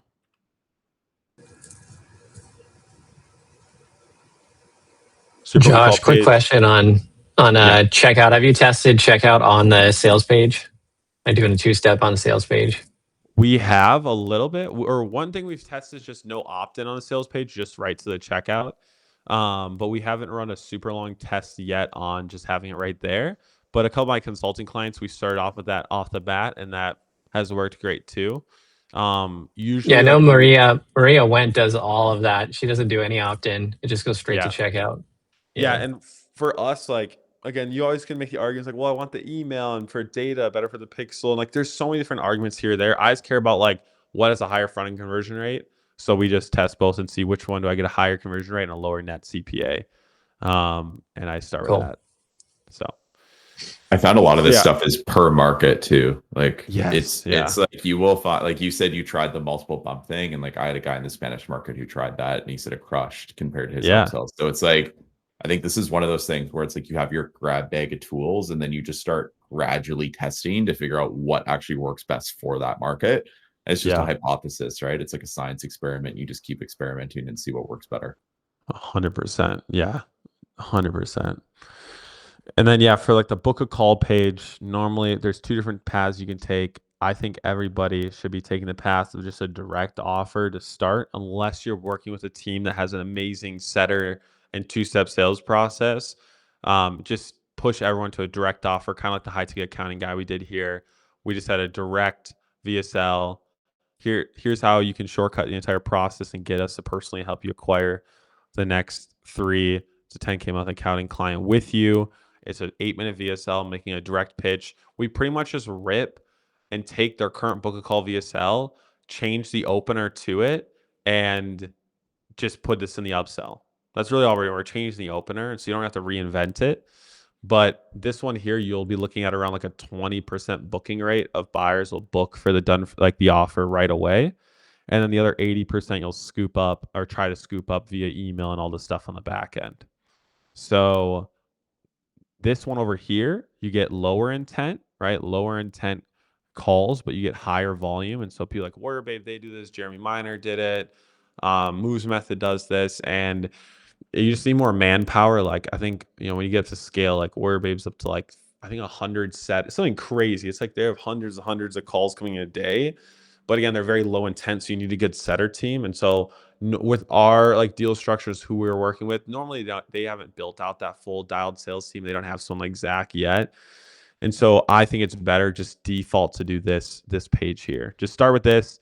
In a rare case scenario, if I tell you differently, then you can start the implementation call. But I just found the sales process, like you need to be a salesperson more than a marketer to really get this to crack or to walk your person through it if they don't have it already. So if you aren't dialed in sales, if you're not like have a ton of experience or reps there, I just don't make that a problem for myself. And I wait till someone like Zach can handle that, or I just get to crack this one. But even with Zach, our offer right now, we still do the direct pitch right here. So random question, Josh. If you're not, let's just say it like theoretically, if you're doing like a webinar or a link to a membership or something like that, that's not high ticket like this. Let's just say you're playing a volume play just for fun. What would you be optimizing for if it's not a call? Okay, so like after they go through the first, like the front end and bumps, like what would I optimize for? Yeah. If I'm not doing call. Not doing call. Maximum AOV. So like upsell, 2, 3 upsells, and then flowing. If I don't want to go on a call, then I'm trying to run it at break even. So I'm going to just, if it doesn't kill the back end or doesn't confuse when you bring them to the webinar to sell your next thing, like low key, not, I'm saying this as a joke, guys, but like low key squeeze them for as much as we can. AOV max it. Like, just do that. That's 100. If the goal is call, get them to the call. But if not, then, and then even with our health offer right now, we dialed it in, and then we're like, hey, we're so close to break even that we're like, we just need to add another like $10 to our AOV, and then we're like liquidation. And I'm like, you know what? Like that's not that heavy of a lift. It shouldn't add too much friction. So we split tested sending half the traffic to just a call right away, half the traffic to an upsell, then a call. And then we saw if it affected our booking rate. It only affected it by like 2 to 3%, which wasn't crazy. But again, with knowing we're at liquidation, I'll take that because us as the publishing team, we get more money then. And so I was like, hey, let's just go more volume, higher AOV, and do it that way. But again, I just think the problem is if you go right for the upsells and don't prove the sales process of low ticket, high ticket, you'll be getting liquidation. You'll be getting break even. That's awesome, but you're not making any money because that's done on the back end. So it's like we need to first dial that in and kind of work backwards is my philosophy. Any other questions on the 3 steps, guys? Or is that making sense? Where can we get the AC template? I can. I'll show you where I can. Again, I license that from Alan, so I can make sure that you get access to that. And the nice thing too, guys, is like low key. I mean, Can I ask you literally can just Google, look up any low ticket funnel, put an AI and say template this, and it's the AC template. So like, it's not that hard to like find anymore. You know what I'm saying? AC stands for automatic clients. It's a course Alan launched, and he had a template for a funnel, which is like it models Amazon, where it's like the 2 sides, and it's a really long TSL, and it's kind of been like the funnel that we all just use because no one else had come up with a template before then, and it has worked well. And so yeah, it's just a good one to start with. I think like I've tested. I think the most powerful part about it is just the top section on mobile, like how it goes like headline VSL, has quick stack, and then opt-in, like there's a higher click-through rate, which helps. When I've tried to change anything about the funnel on the top part, it usually breaks. So I just stick with that. But what happens below it, I feel like you can be very fluid with, is what I've found. But yeah, template makes it so much easier to start. So we all should just start with that and just dial that in. Josh, how often have you tested stuff like the timer on your gated VSL, or where do they like how long to force them to watch the VSL basically? Normally it's when you drop the CTA. Like you just gate it until you mention the product. So like when we say book a call and we say, hey, book your call, boom, it appears. So in our VSLs, normally our VSLs are on the book a call are 10 to 15 minutes long.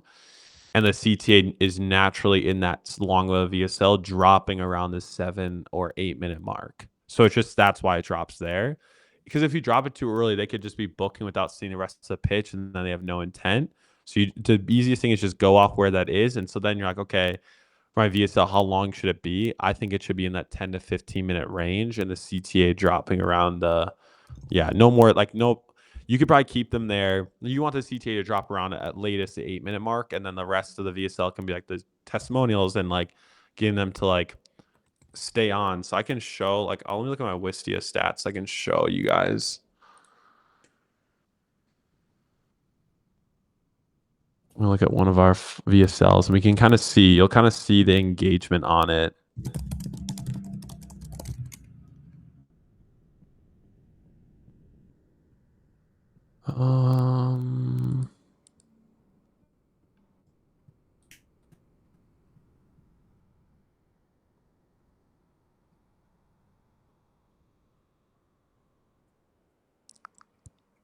Which one do I want to look? Let's look at this one. Analytics. I think it's under engagement. Yeah. Okay. So you can kind of see we don't have a crazy dip off, which is good. Like it's very just like goes through, and then our CTA drops right around the 6 minute mark. But you'll see people still stay on the page and watch through. Like we still had 29% staying on to the very end. So it's a 13-minute video. The CTA drops all the way back here, but there's still more people that need to see or want to learn about before it gets to the end. So yeah, you like if this is a good VSL because you see there's like a huge spike. The only dip here is like kind of slowly curves down. People just like clicking off. But with a timer, you see people don't just like dip at a certain point. If you notice, like in your VSL, people are just gone right when your timer hits. Either they're booking a call, and so you're like, awesome, we're booking a call, or like they're just wanting to get out of the page and they're just like, screw this, I'm done. Or you like, they're just not really hitting. So with this page though, we don't have a no thanks button. So when it drops, like they either have to, fill out the type form and book a call, or book a call and type form. We split test both right now. Or they have to close out the tab. And then inside the video, like at the end, we explain that to them. Like we say, hey, like here's your next steps. But we try to make it like a non-negotiable, or it's just like what you call like a forced upsell. You're either saying yes to it or you're clicking out of the page. So it just helps with more throughput on the offer. Got it. And how far do you let them book? Like, can they book a week No, after? no. You want like maximum like 3 days out. No, four. We wouldn't go past 4 days. Like Zach and him, it's like a non-negotiable. It's you can only book like 3 to 4 days out. We will extend the 4th day if we're fully booked out, but normally you want them to only be able to book like 3 days out. And the weekends, I'm guessing if you have a team, somewhere's on the weekends as Yeah, well. Saturday we have a closer. Sunday we do not have people taking calls right now. And when you're starting on an offer and you have that creator, for example, close them, how do you manage their calendar? For example, if they don't want to do weekends and you have books on calls getting on Friday, Saturday, Sunday to Monday, and then no Yeah, show. I mean, with our dude, he had a very strict schedule. Like he's a very diligent man with like his schedule, his time, being with his wife. And he's like, these are the only days, and we had to kind of be like, if we want more days, like, can you please like move stuff around? Like, kind of like convince them like there's money to be made here. Like, it was just kind of like you suffer through until you validate it and you can bring in like a sales team. So it's just like it's one of those things like that's part of the constraint, but like once he saw like it was making money, like, hey, he's down to jump on there. He's like closing people for $5,000. Like he wants to get on those calls, and they're low ticket buyer calls, so they're way better. Yeah, got it. So try to work with them. It's kind of like hey man, like really, we would probably be making more money if you do this. And then he's like, okay, fine. But yeah, you obviously want to respect and understand, like, you don't also want to kill them and burn them out where they're like, frick, I hate working with Diego. He's making me do all this stuff. Like it's a push or pull where it's you want to give back so they can kind of give to you. For sure. It's a dance. Some questions in the chat I want to answer here. For 3, do you feel like evergreen challenges require a lot of chasing for the buyers to consume the content, so emails, etc.? No, I'm not sure. Usually it's just a course. They log in, and it's just instead of you saying module, you're saying day. And then what you want to do is you definitely don't want it to be longer. Like we even like with 14 days, we're trying to shorten it. So like I think it should be no longer than 7, because what we found is people would be like, they just come in, they book a call, and they're like, I'm going to finish the rest of the 14 days. And even though we're kind of like, it's not technically, you don't have to do like 14 days to get started. They think they do. So one thing we are doing is now we're framing as 7 days, and then we're going to try 3 days. So if high ticket Ascension is involved, like they will use that as an objection. So just because normal sales cycle is like 7 days. So I feel like that attaches fine. And sometimes our closers, what they'll do is if they say that, we book a follow-up call for after then, and we like get them to come to that call. So we have follow-up calls, and some people go through it and then they'll be like, wow, this was great. Like I want more of this, and we'll get them there. And some people will just dip and never do it. So you definitely want to make sure you're not creating an objection where there doesn't need to be one. You can probably say 24-hour challenge too. Oh yeah, we actually there's an offer that did that. What was it called? I liked what he did. He was not going for, what was his name? 24-hour challenge. I haven't done a ton of, I don't know, like his model's more biz op. Oh, does he not have his ads live anymore? Lame. Oh yeah, here we go. Yeah, 24-hour challenge. So I'll show you how to create your own digital product in 24 hours using AI. I'll give you the exact ad templates and scale to $100 a day. So he was selling a 24-hour challenge. Anyone can launch their own digital product in the next 24 hours. So if hey man, you can get the outcome in 24 hours. Why not? Just sadly for my health market, we can't really do anything in 24 hours. So, but you could probably do a 1-hour challenge. The faster, the better, low key. Well, obviously realistic. You want to make it like realistic. So yeah, all right. If Typeform logic determines they're unqualified, what do you do with those leads? Right now, what we're setting up is if they're DQ'd via Typeform, which we DQ on with health, we're DQing on like pain level. We're DQing on how much they've invested in the past and some age, because there's certain ages we can't work with. And before we were just like not letting them book, and we say, hey, go through the low ticket product. You're good to go. You don't need this. Or what we're doing now though is, since people lie in their type forms, we have them going to an inbound setter. So now he will be taking all the, which like those calls are like pretty low intent, or not low intent. They're high intent because they watch whole VSL, but we don't know what their qualification is. So then they're gonna make sure they're actually qualified, and then do a 2-step, set them over to the closer. So that way we're not, because people lie in their type forms. Like I saw somebody like talking about how like they did a thing and like the 70% of the people.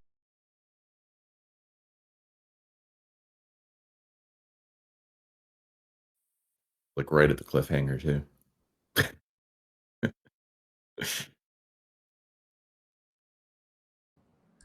Oh, You're back. Oh, you're muted. Boycott WAP for live streams, bro. I'm about to submit 50 million bug reports. I guess this is why they're a payments company. School's dude. So yeah, like, that's what I like to do I for don't the use the DQ school ones. one Otherwise, either. you can just yeah, we have to change the Zoom for sure. We'll definitely change the Zoom. And that's normally what I'll do with the DQ people. Once we have a mid-ticket offer, we will send them to that. So we'll do it, just send them to an upsell if they aren't a good fit. Like a $200 offer. Do you make your VSL in mobile format? I have one. I have a mobile format one for mobile view, and then I have a desktop one for desktop. So we just format two. So depending on where you're viewing it, you can see it that way.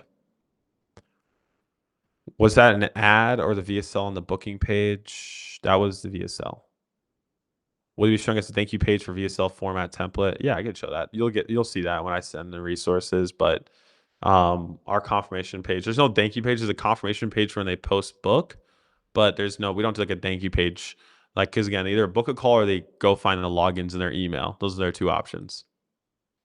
Alrighty, let's keep flying through this, guys. I want to make sure I want to get you guys on the last week's favorite 3 hours. I want to make sure we get cooking. Okay. Upsell, talking about what we say in the VSL. Commandment number 5, thou shalt frame the book call upsell with the ARC framework, AARC. First A is affirm the purchase. Second one's agitate the execution gap. Reveal the solution, which is your high ticket offer, and then close with a clear CTA. All your upsells, whether it's book a call, normal upsell, this is the framework you do it.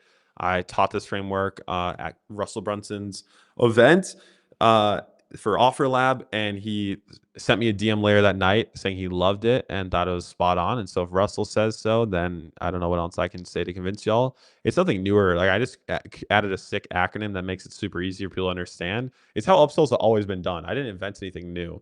I just made it easy for people to understand it. But you want to affirm their purchase. Hey, congrats on grabbing this, blah, blah, blah.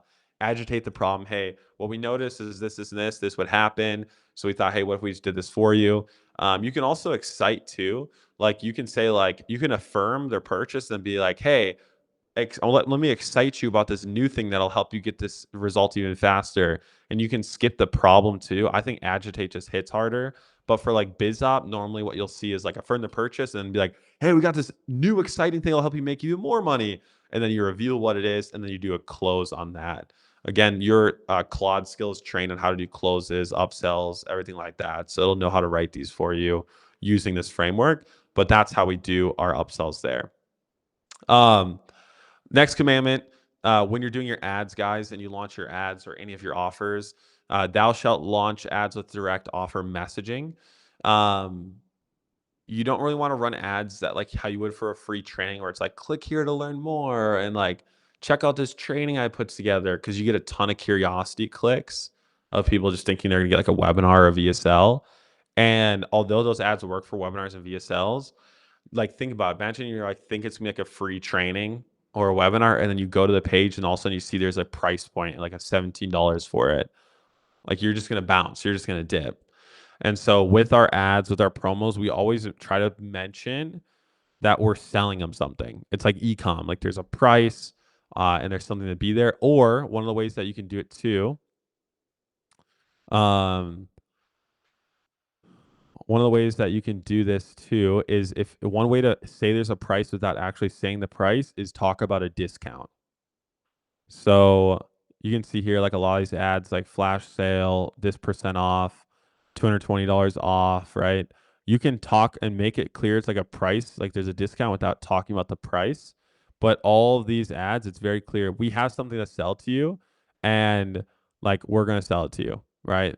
And there's a discount. So just keep that in mind. Like this is good for future use. Like when you go to launch your ads for your creator, if you're getting a high click-through rate from your ads and a low conversion rate on the page, chances are you have too many curiosity clicks, or those clicks didn't know they were going to buy something. So with low ticket, be upfront. We're not trying to hide anything. Hey, we're trying to sell you this thing. Get after it. Commandment number 7, thou shalt build an email ascension system. A majority of our calls that come in from the back end, if they didn't book right away, is through email. Email still works great. It still is very powerful, and it's such an amazing driver. Like, it's great. And so there's a couple emails that we do in sequences, which again, you guys will have all the templates for in your SOP that I'll be sending out, and all the skills can write these emails for you. But I'll give you an overview just so you know. But we have the first sequence, which is a welcome and onboarding, where we day 1 welcome and confirm the purchase and how to access it and what to do first. Day 2 through 7 is daily motivation to use the product plus soft CTAs to book a call. And the goal is to get them into the product and build a relationship and to be helpful, not salesy. After that, like once it's done, like after 7 days, if they haven't booked, we just put them into a regular broadcast flow and try to get them to book a call. So that would be normal, how you do normal emails, value, testimonials, motivation, direct CTAs, direct offers, same thing there. And then another thing we added into, and this is something that you guys will add in a little bit later, once you've validated and you're at like 10 to 15 units a day consistently, you'll add in a weekly webinar. And we talk about that too in a second. But then you'll add in a promo for that. So right now we run Sunday, Monday, Tuesday, promoting our weekly webinar on Tuesday. And we also promote this in our membership area. And we get people that way. So these are like the 3 campaigns we use to ascend people from email. And then at the end of the month, we do like reactivation stuff and whatever. But that's just, again, that's normally what you do in a broadcast campaign. So again, if you want to talk more about them more detailed for you guys, you can later. But I just wanted to, again, just a principle and a commandment to follow. The 8th one, thou shalt host a weekly fast track call on Zoom. This one is like my favorite thing, guys. Like every single Tuesday, I know I'm going to book in. Like right now, we're getting 50 buyers a day. 20% of them are booking a call. We're actually getting like 70 now a day. 20% of them book a call. There's still 80% who don't. I want to recoup as many of those as possible. And every single Tuesday, I know I'm going to put anywhere from 20 to 35 sales calls on my team's calendar without fail because of the Zoom call.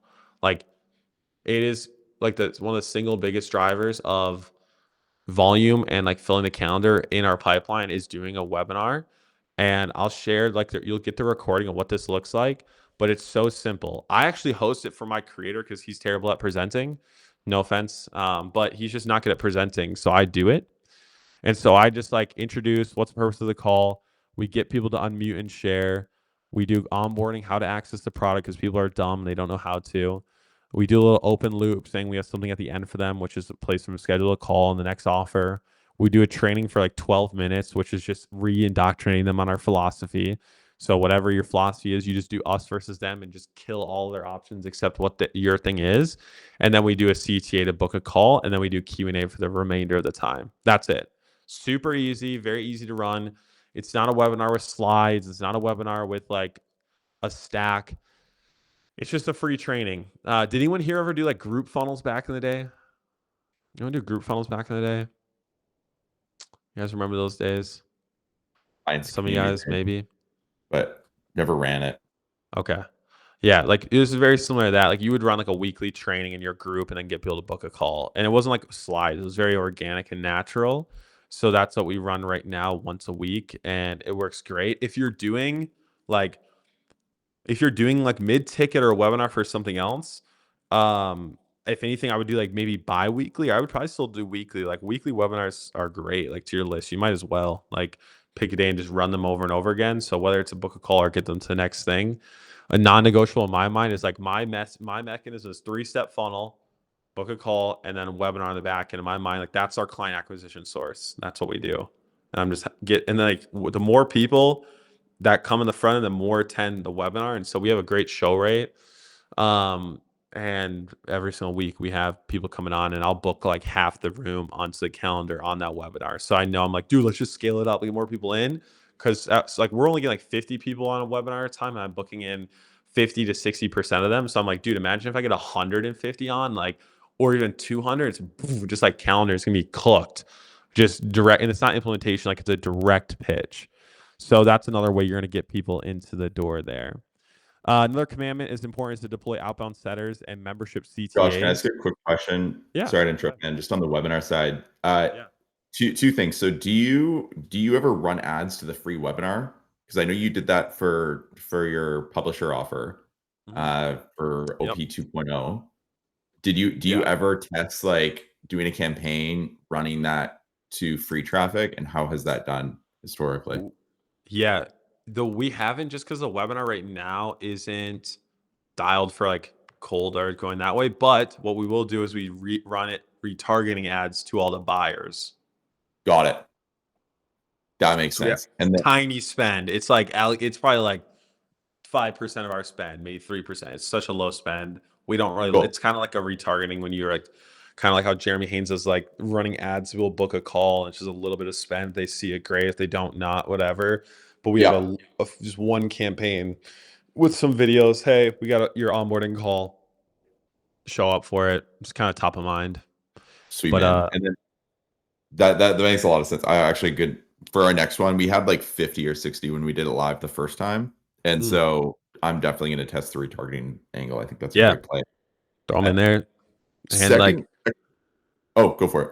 Another thing we did that helps increase our show rate is we auto register all the low ticket buyers. Oh, cool. So use Zap. We zap them into. We use A event because that's that's just our right. So I'll just auto register them all in, and I'll also give them the opportunity to sign up themselves later. That's fine, but we just auto register them because then they get the emails. And it's framed as an onboarding call, so it makes sense to them, like a fast track call. So they're not like, what the heck? Like they just think it's a part of the product. And then in the members area on the calendar, it shows it, so it'll notify them there. So we're kind of hitting them everywhere. Like they know, like they need to go to it. Cool. This is Mark Lack's tool, right? A event. Actually, no, it's Winter something. Mark Lack has Hero Pixel. That's his software company. A event. I heard it from Onyx Singal, and I met Winter, the founder, at Expert Summit. Actually, yeah, you were there. Shoot. Yeah. He was there, so he owns the tool, and yeah, dude, it does like the live like zooms. It does all that sauce, so it's great. Cool. I love it. I'll play with that. One other question I had with you is, I'm building these, and I'm probably spending way too much time building them.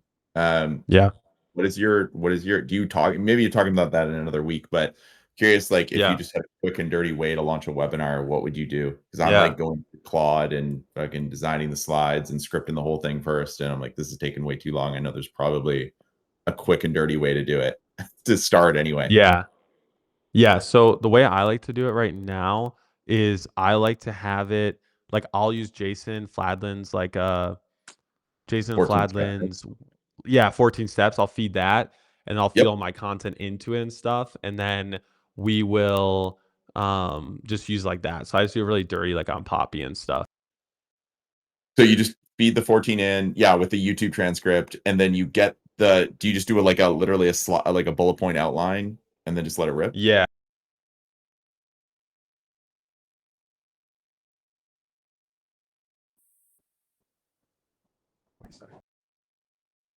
You're good, brother.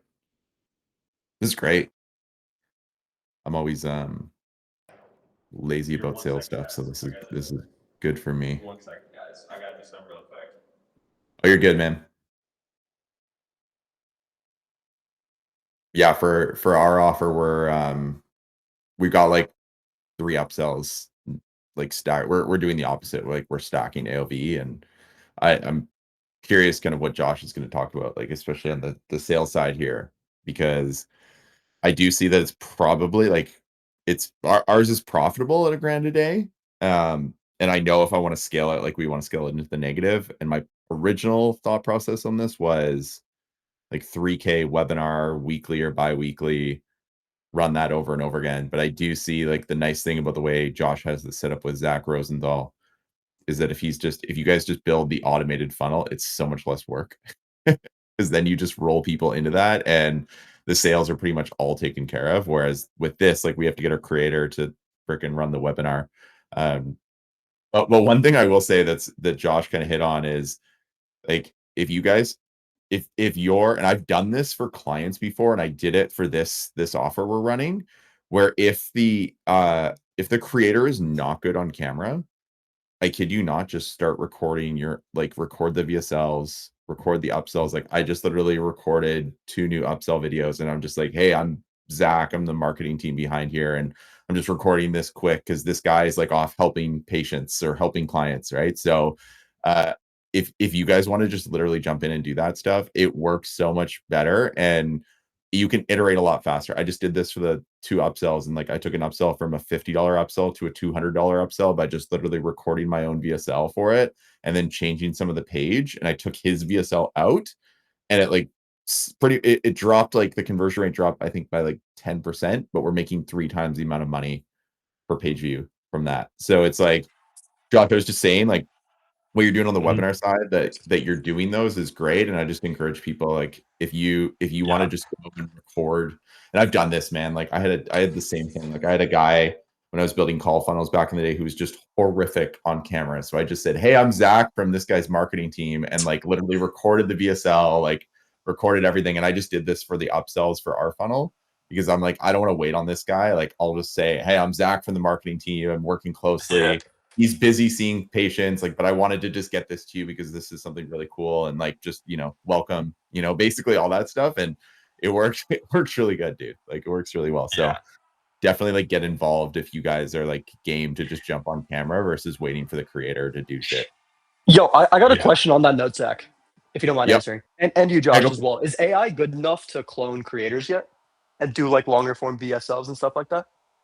I think it depends on the market. So I know a guy that's like selling to retiree people as like a fake law firm and has like ChatGPT pictures of his clients, the thank you page, which in my mind is a little, it's dicey. But like again, he's not selling BizOp, like he's selling, so I'm like, okay, fair, right? But I think that if you're older, it's harder to detect. I think if you are selling to a younger crowd, they will see it. And it only takes like a millisecond for something to change and like for some pattern to be off for people to feel it, right?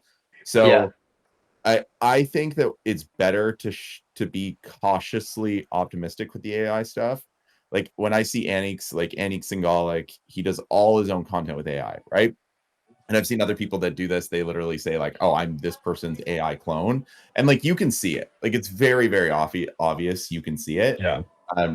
But I think my thought is like shy away. I would say like be more cautiously optimistic because if you're genuinely, if you're moving around and the camera angle looks more legit and there's not stuttering in the words and everything is like actually, I would rather do a real video and screw it up and have like actual mistakes in it so it feels more genuine versus like this is because the problem with AI is it's so perfect, right? It sounds so robust and perfect still, even how good the models are.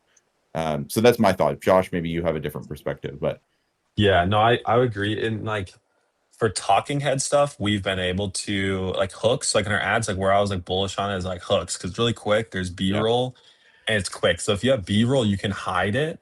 But like long form sitting there talking to the camera, like you can kind of pick up on it.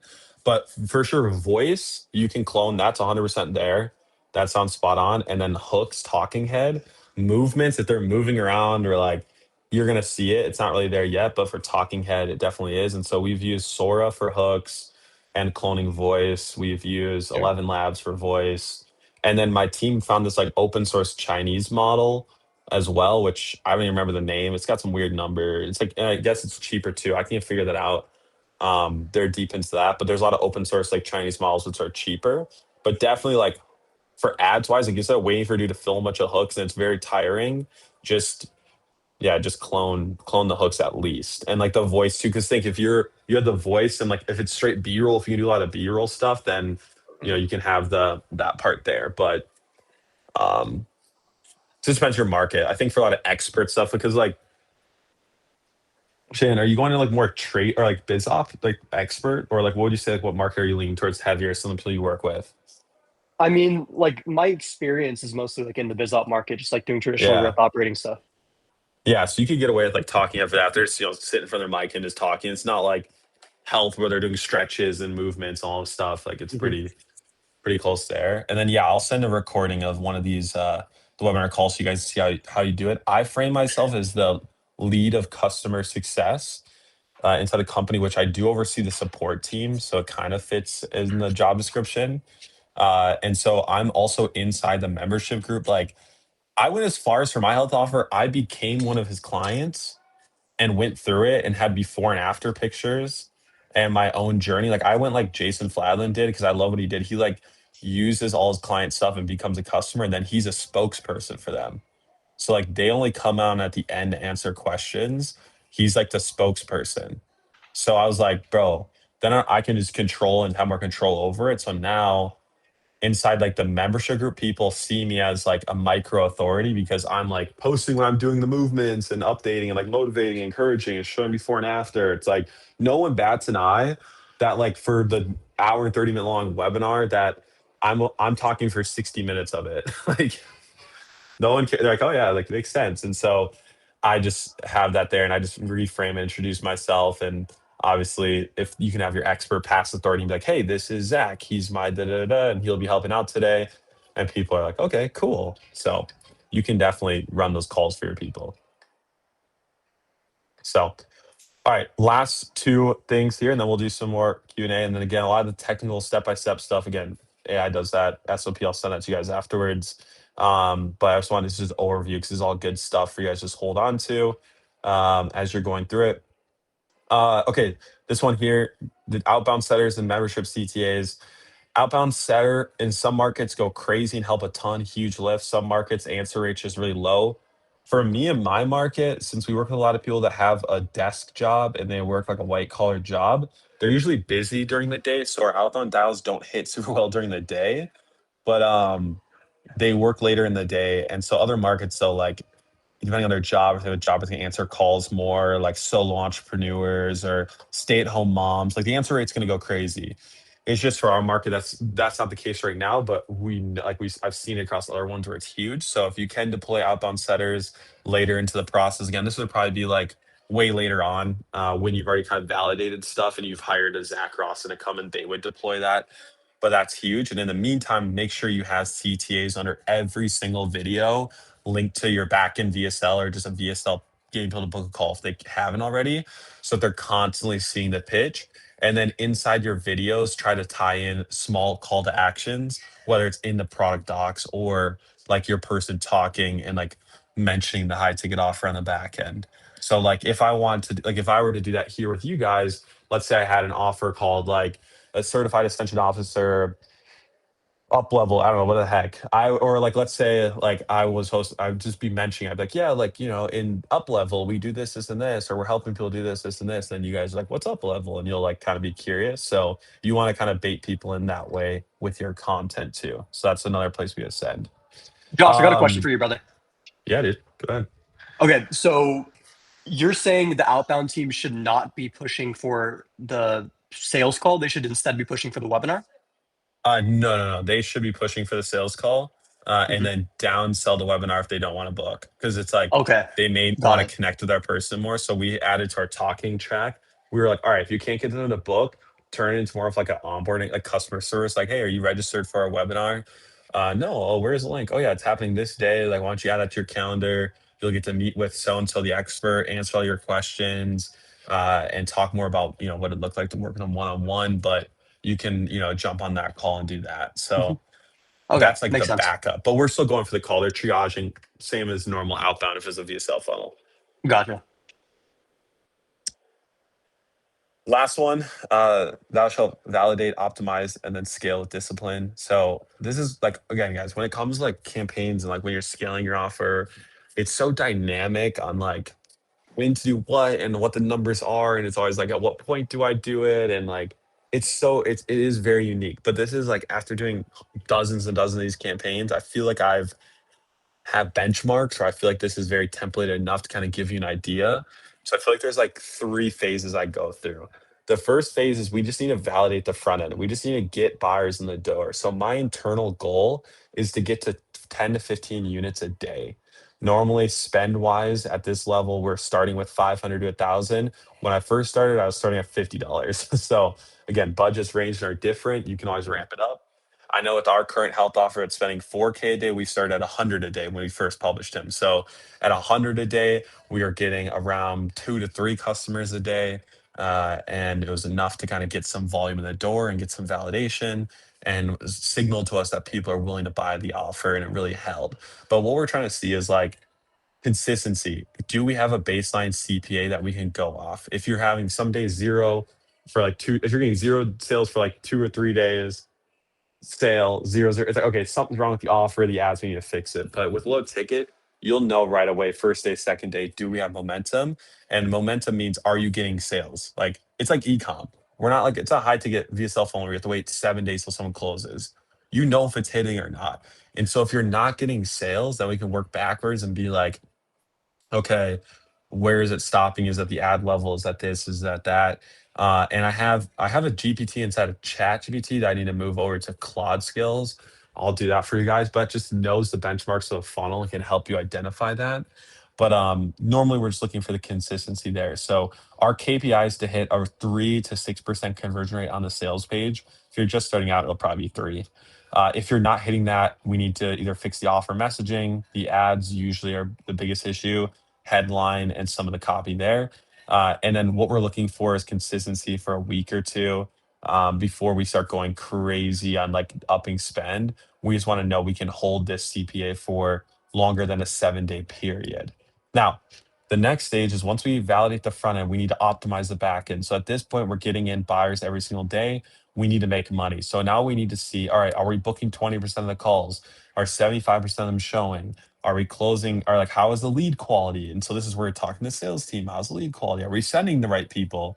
Right. This is where like more so like the front end, you'll know day one if it's working.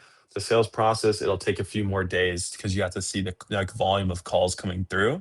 So we're not quick. Like for me, I'm not quick to optimize or change things on the back end as I am quick to change it on the front end, because on the back end, it just takes more inputs and volume to actually see, do we have a real problem, or was it a sales rep issue? Was it a lead quality issue? Was it a intent issue? Was it a prospect issue? Like what was it that stopped it? But I'm just trying to get our ascension rate from to be 1 to 3% of our buyers on the front end join the high ticket back end. And if we're not at that, then we go backwards from show rate, close rate, booking rate. We kind of work backwards from there and figure out what's happening and where is it stopping. After we optimize the back end, then we scale front. So we do validate, optimize, scale.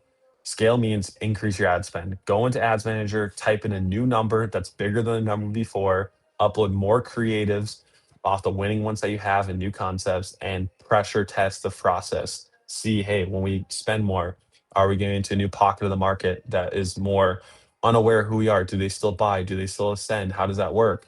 It is merely a game of volume at that point, spending more, making more creatives, more hooks, and just letting it rip. That's how I like to approach it. And then as you're scaling, like for us now, once you're spending $2,000, $4,000 a day, you're getting anywhere from 100 to 100 and 50 buyers a day.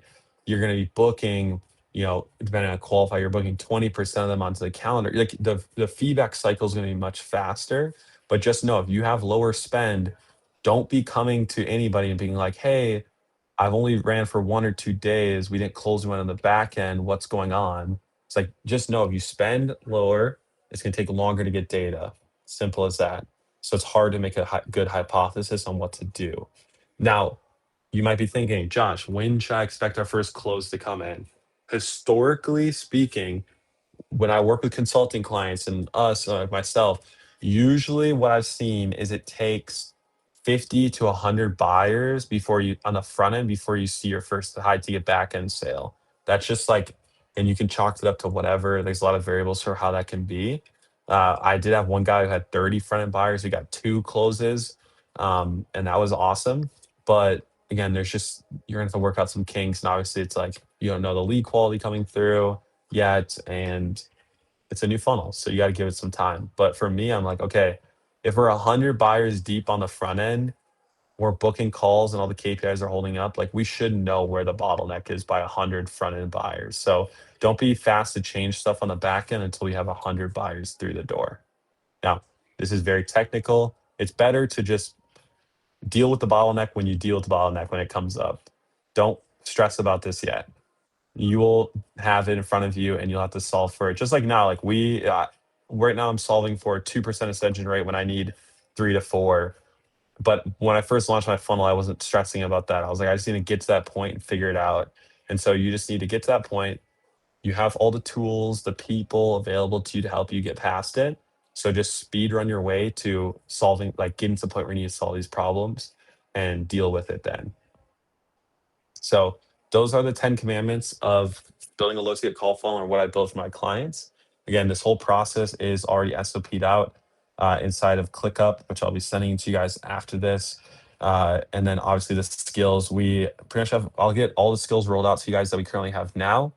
And you'll be able to have that. And then obviously you'll be able to ask me questions if you need them answered, and or just hit me up in my, me or my AI inside of your Slack channel too, where you'll have me. But it'll look like this, just kind of show you guys there's different phases of like the onboarding process. The inside of each one, there's a checklist on what I do at each step to get it live, and all the technical stuff you have to set up. You can see there's a lot of little steps here, so it's very detailed. And obviously you don't have to follow it to a T, but it'll help you make sure you're not missing anything. So it's already laid out and ready to go. But let's end with just 10 to 15 minutes here of Q&A questions before we jump off, and then we'll get back to it. And again, today, like depending on where you're at, depends on what you can apply really to this, but hopefully this just gives you a better idea of the steps ahead when you do jump on your first deal. So yeah, let's see some questions. I just wanted to know, so when you I'm assuming you launch to the list organically, when you start running that, which can give you a false positive, when like let's just say everything goes to shit, when do you determine that an offer isn't good and you got to rebuild it or restructure it or have a different hook, or what's your process there? It's depend, like we got to look at obviously it's like, it depends on the numbers, which again, it's so vague because it's like, where's the bottleneck now? For me, we had this one, I'll tell like one story. It was like the first offer we launched where I had to change the product on the front end. It's the first one I've done where we like missed the mark on the product. And essentially what it was is like, I came to the dude, I had an idea. I was like, hey, let's do a licensing offer. They get to license your software and resell it. So it's like license and resell biz op. They didn't have the tech ready for that. So they're like, what else can we do? And I was like, okay, with what you have, we can do like a 1 hour fast start or a paid case study.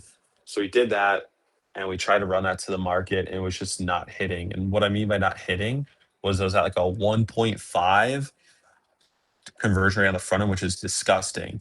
And the bottleneck in that was a low, it was like a low click-through rate from the sales page to the order form, and then the order form was super low too. So when I'm seeing that, like it was we only had like 5 to 6% of people going from the opt-in to the order form, which is like half of where I needed it. And then on the order form, normally you're looking at like a 35, 40, 45% conversion rate. We were at like 20. So it's like half of the KPI that's telling me terrible mismatch like to market. And the ads, the ads are good. Like we know the ads are good. They're calling out good people. It's not like we're calling out the wrong people. So at that point, I'm like, all right, there's a message mismatch or a product. So then my first thought is, obviously I want to go recreate a new product. So how can I just put a new coat of paint on this thing? So we changed the headline. We changed some of the copy below the fold, like lower down the page, selling different outcomes, speaking to a different person. We did that. Still nothing. Did not hit. I'm like, all right, shoot. All right. So we tried again. We even tried to change the name of the product. So, okay, maybe it's a name. Let's change the name of it, change the messaging again, launch it. Still the same. I can't get it past. Like, oh my, like what the heck is up? And so I'm like, all right, guys, like at that point, you're burning cash. You can only go so much further with something that's not working. At a certain point, you have to make a macro test where it's like, we just need to send a Hail Mary and just start over. And so normally for me, it's like if my KPIs are like half of where they're supposed to be, that's going to take a lot to double it. And if I try a bunch of stuff and nothing's working, I'm like, all right, we have an offer issue. So we have an offer issue now. So like, great, now we make a new offer. We go back to the offer that I initially want to launch the front end, the license thing. We launch that. Our CPA's in half. We're actually getting a good front end conversion rate. Like it's working great. And I'm like, oh, okay. So like totally an offer thing, but that was the stages I went through. And then for example, on our health one, we've enrolled like I think we're close to crossing like 3,000 front end buyers, and now we're just thinking about launching a second one. We're not going to turn off our current one because it's profitable. Like I'm not going to touch it; it's working, but it's half of like the ascension rate's at half of where we need to be. It's at 2%. I need it at 4, and that should be at 4. And we've tried new reps, multiple sales teams, better VSLs. Like I've tried everything other than like I've tried everything on the back end possible, in my opinion, that we can do. So now I'm like, and we know the front end's like, okay, we came with the hypothesis, like maybe it's just the front end, and we're hearing the objections, we're listening to the calls. I'm like, okay, the front end's working amazing, but it's not leading people to the point of failure where they need us well. So now, after 3,000 plus buyers, I'm making a change to the product, but I didn't make a change to it before because it was converting, great CPA, the math doesn't make sense. So sometimes it's going to be changing the offer because of the downstream effect, or just upstream, it's just not cooking right away. So, because my thing is like, you should be able to sell anything. Like my thing is like, you can sell anything, like any product, and good copy, this that. You can definitely sell it. So if your good copy, good messaging, better ads, better paint on the old barn isn't working, then it's like, shoot, this is just not what the market wants. I missed it. It's not hitting. But most of our people we work with, since they've done high ticket sales and they have a high ticket offer, we normally can figure out what the market wants we're pretty clear on the outcome. It's pretty, like for example, like our health one, we got the idea because we ran a story poll on his story, and we said, I'm thinking I'll make some trainings. What would you be interested in? Like, and what outcome are you looking for? And it was wake up without pain. And so our whole thought was like, oh, let's just do a whole offer on like how to wake up without pain in this area. Super niche, very specific, and that one worked since then. I was like, dope. So like he had an audience. So I think you can just pull the audience too. But it for Ascension hasn't been great. So now we're and who knows, like maybe this idea we have, I have some worries about because I haven't done it before, but we'll see. But we're gonna keep the main one still running and still work on it, and we're still trying our best to work on the sales process. But sometimes you got to make those changes downstream, and also like the goals have multiple. Like I was talking to we're consulting Moves Method, another health offer. Jimmy, he runs the offer, and we were working on their upsell. And we're talking to him, and they're launching, like they're spending a ton where it's to the point where they have multiple front end offers on low ticket because they pull in different segments of the market. And sometimes they're doing low quiz to the low ticket or this like. So I think we're in the era where it's now, instead of exclusion marketing, where it's heavy filtering into this is my one funnel. I'm one funnel away. I'm only using one webinar funnel. Now it's like, nah, bro, if I want to enroll more people, I need to literally create a custom path for how everyone loves to consume the products and the pain points and make it very targeted. So for me, I'm not opposed to launching multiple front end offers, but the goal is ideally to keep them on. I'm not trying to like just change it up every single week or two or even month. Like I'm now changing the low ticket offer 6 months later after launching the first one. So it's not my first test. That makes a lot of sense. Cool, man. Yeah, I think the big thing I just heard you say, like especially for a validation standpoint, when you're just getting started on the front end, was it's like if your CPA is double what it should be, basically you have it's not a messaging, it's probably an offer problem.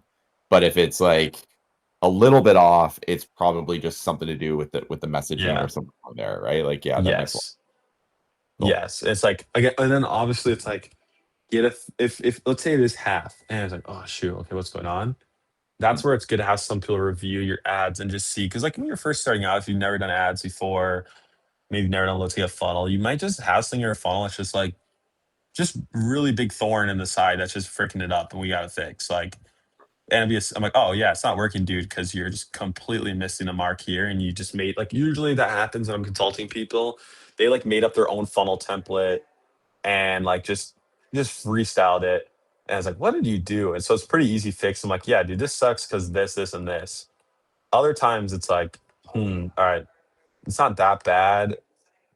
You're doing everything right, but okay, it must be messaging with what's being said here in the funnel. And then honestly, there's some people come to me and they have the ugliest, worst funnel in the world, and it's just absolutely destroying. And I'm like, gosh, like Frank, and it's just the market is carrying the offer because it's just Yeah. a perfect match. So like, you might I've seen get that. some of those golden eggs too. Like, bro, what? Yeah. Like, dang it, I want that. You can definitely get there with an ugly funnel at the start. As long as I've Yes. seen that. Like I've had people come to my programs and they're like, look at this like bullet point sales page that's just crushing. I'm like, awesome. Yeah, that's how you know you nailed. You nailed what the market wanted. You're selling the outcome they want. It's just hitting it perfectly. Good market research, and so like I think it's why it's important to do that at the start. Okay. Sweet. Awesome. All right, guys. Any other questions? I see in the chat. Yeah. too. So I had a question. Yeah, About good. I think it's commandment 3 when you're talking about order bumps and stuff. But Mhm. you were saying upsells, you don't want to add that until like the offer's validated. Is that the same for order bumps or no? No, order bumps throw them in for sure. Order bumps are the easiest thing to get people to buy. Like you can blindfold yourself and like type into the order bump section, and you'll probably still get 30% take rate. Like like it is so easy to get people to add on something to their order. It's like dopamine to hit that little button if anything. So add those. And when I say wait till it's validated, it's more so validate the ascension process. So once you're consistently hitting a 3% or even like 2% if it's you're still profitable, a 3% ascension rate from front end to back end buyers for longer than a month, like for a whole month, the whole month to date stats are that, then you can be like, all right, let's split test half the traffic to go to the upsell before the call and then half of it to go order bumps to the call. So you're not killing any of the volume or messing it up. You don't want to just shoot it in the foot and break what's working, just split test it. Okay, that makes sense. I had one more question. I can't remember it though. All good, man. I'll be on after if it comes back to you. All right. Let me see in the chat. Let me see if you're in the. Josh, are you going to talk about team structure and all that later? Yeah, I'll probably talk about step 4 on scaling.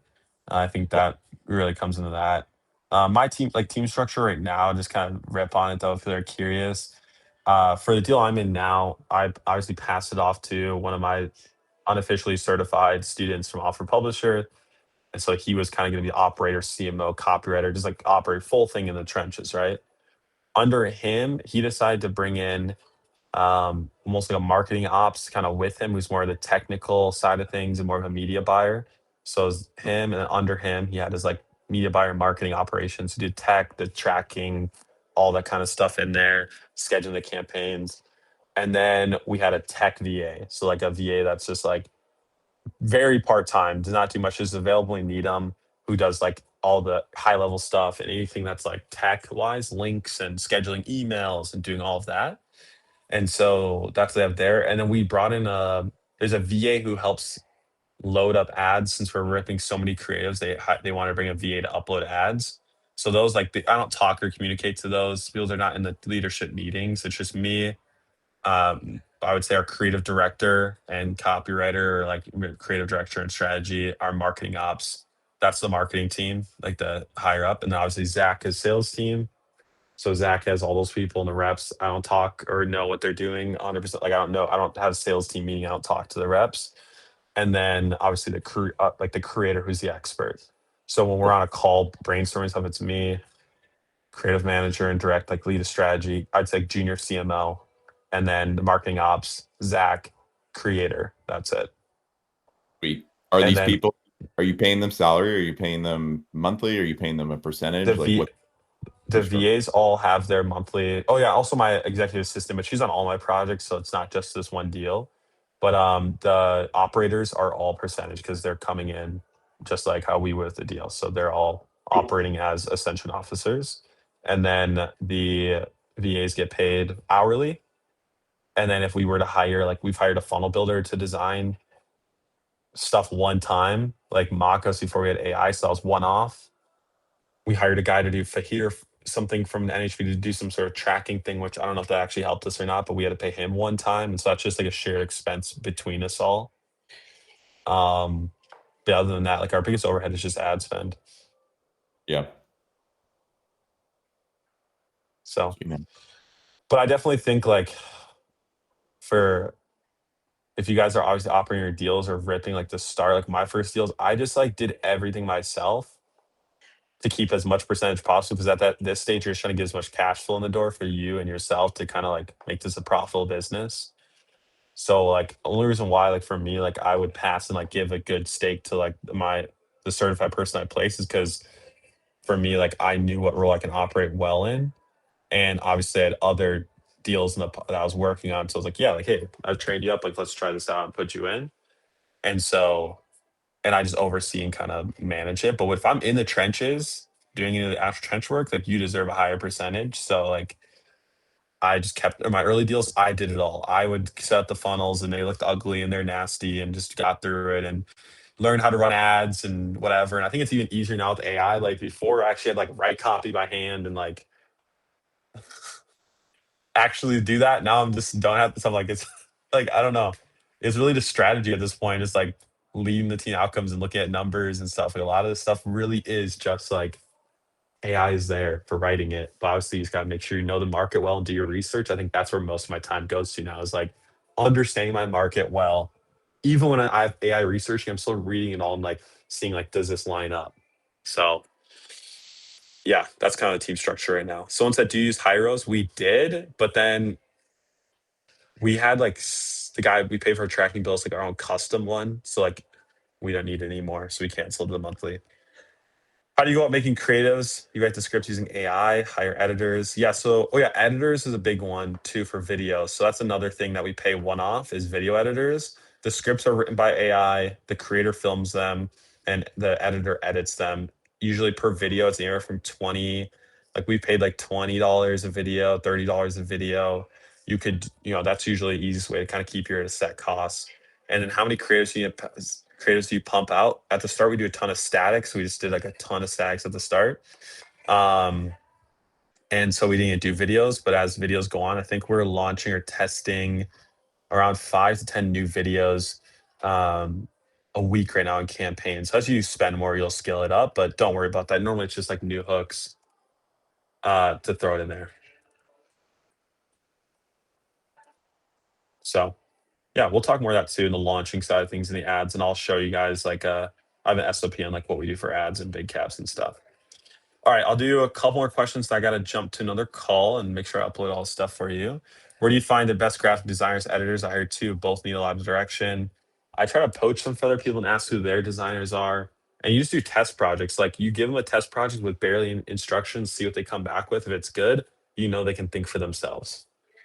Earlier, when you're talking about disqualifying people, you're starting to talk about people lying in the type form, and then you got cut off. Oh yeah, I heard from somebody how 70% of the people who bought their high ticket offer said in their type form they didn't have money to invest.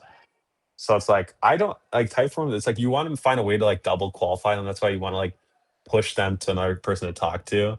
But yeah, it's like they lie in them, bro. They probably speed through them. So it's just like I don't know, hard DQ just in type form without double confirming.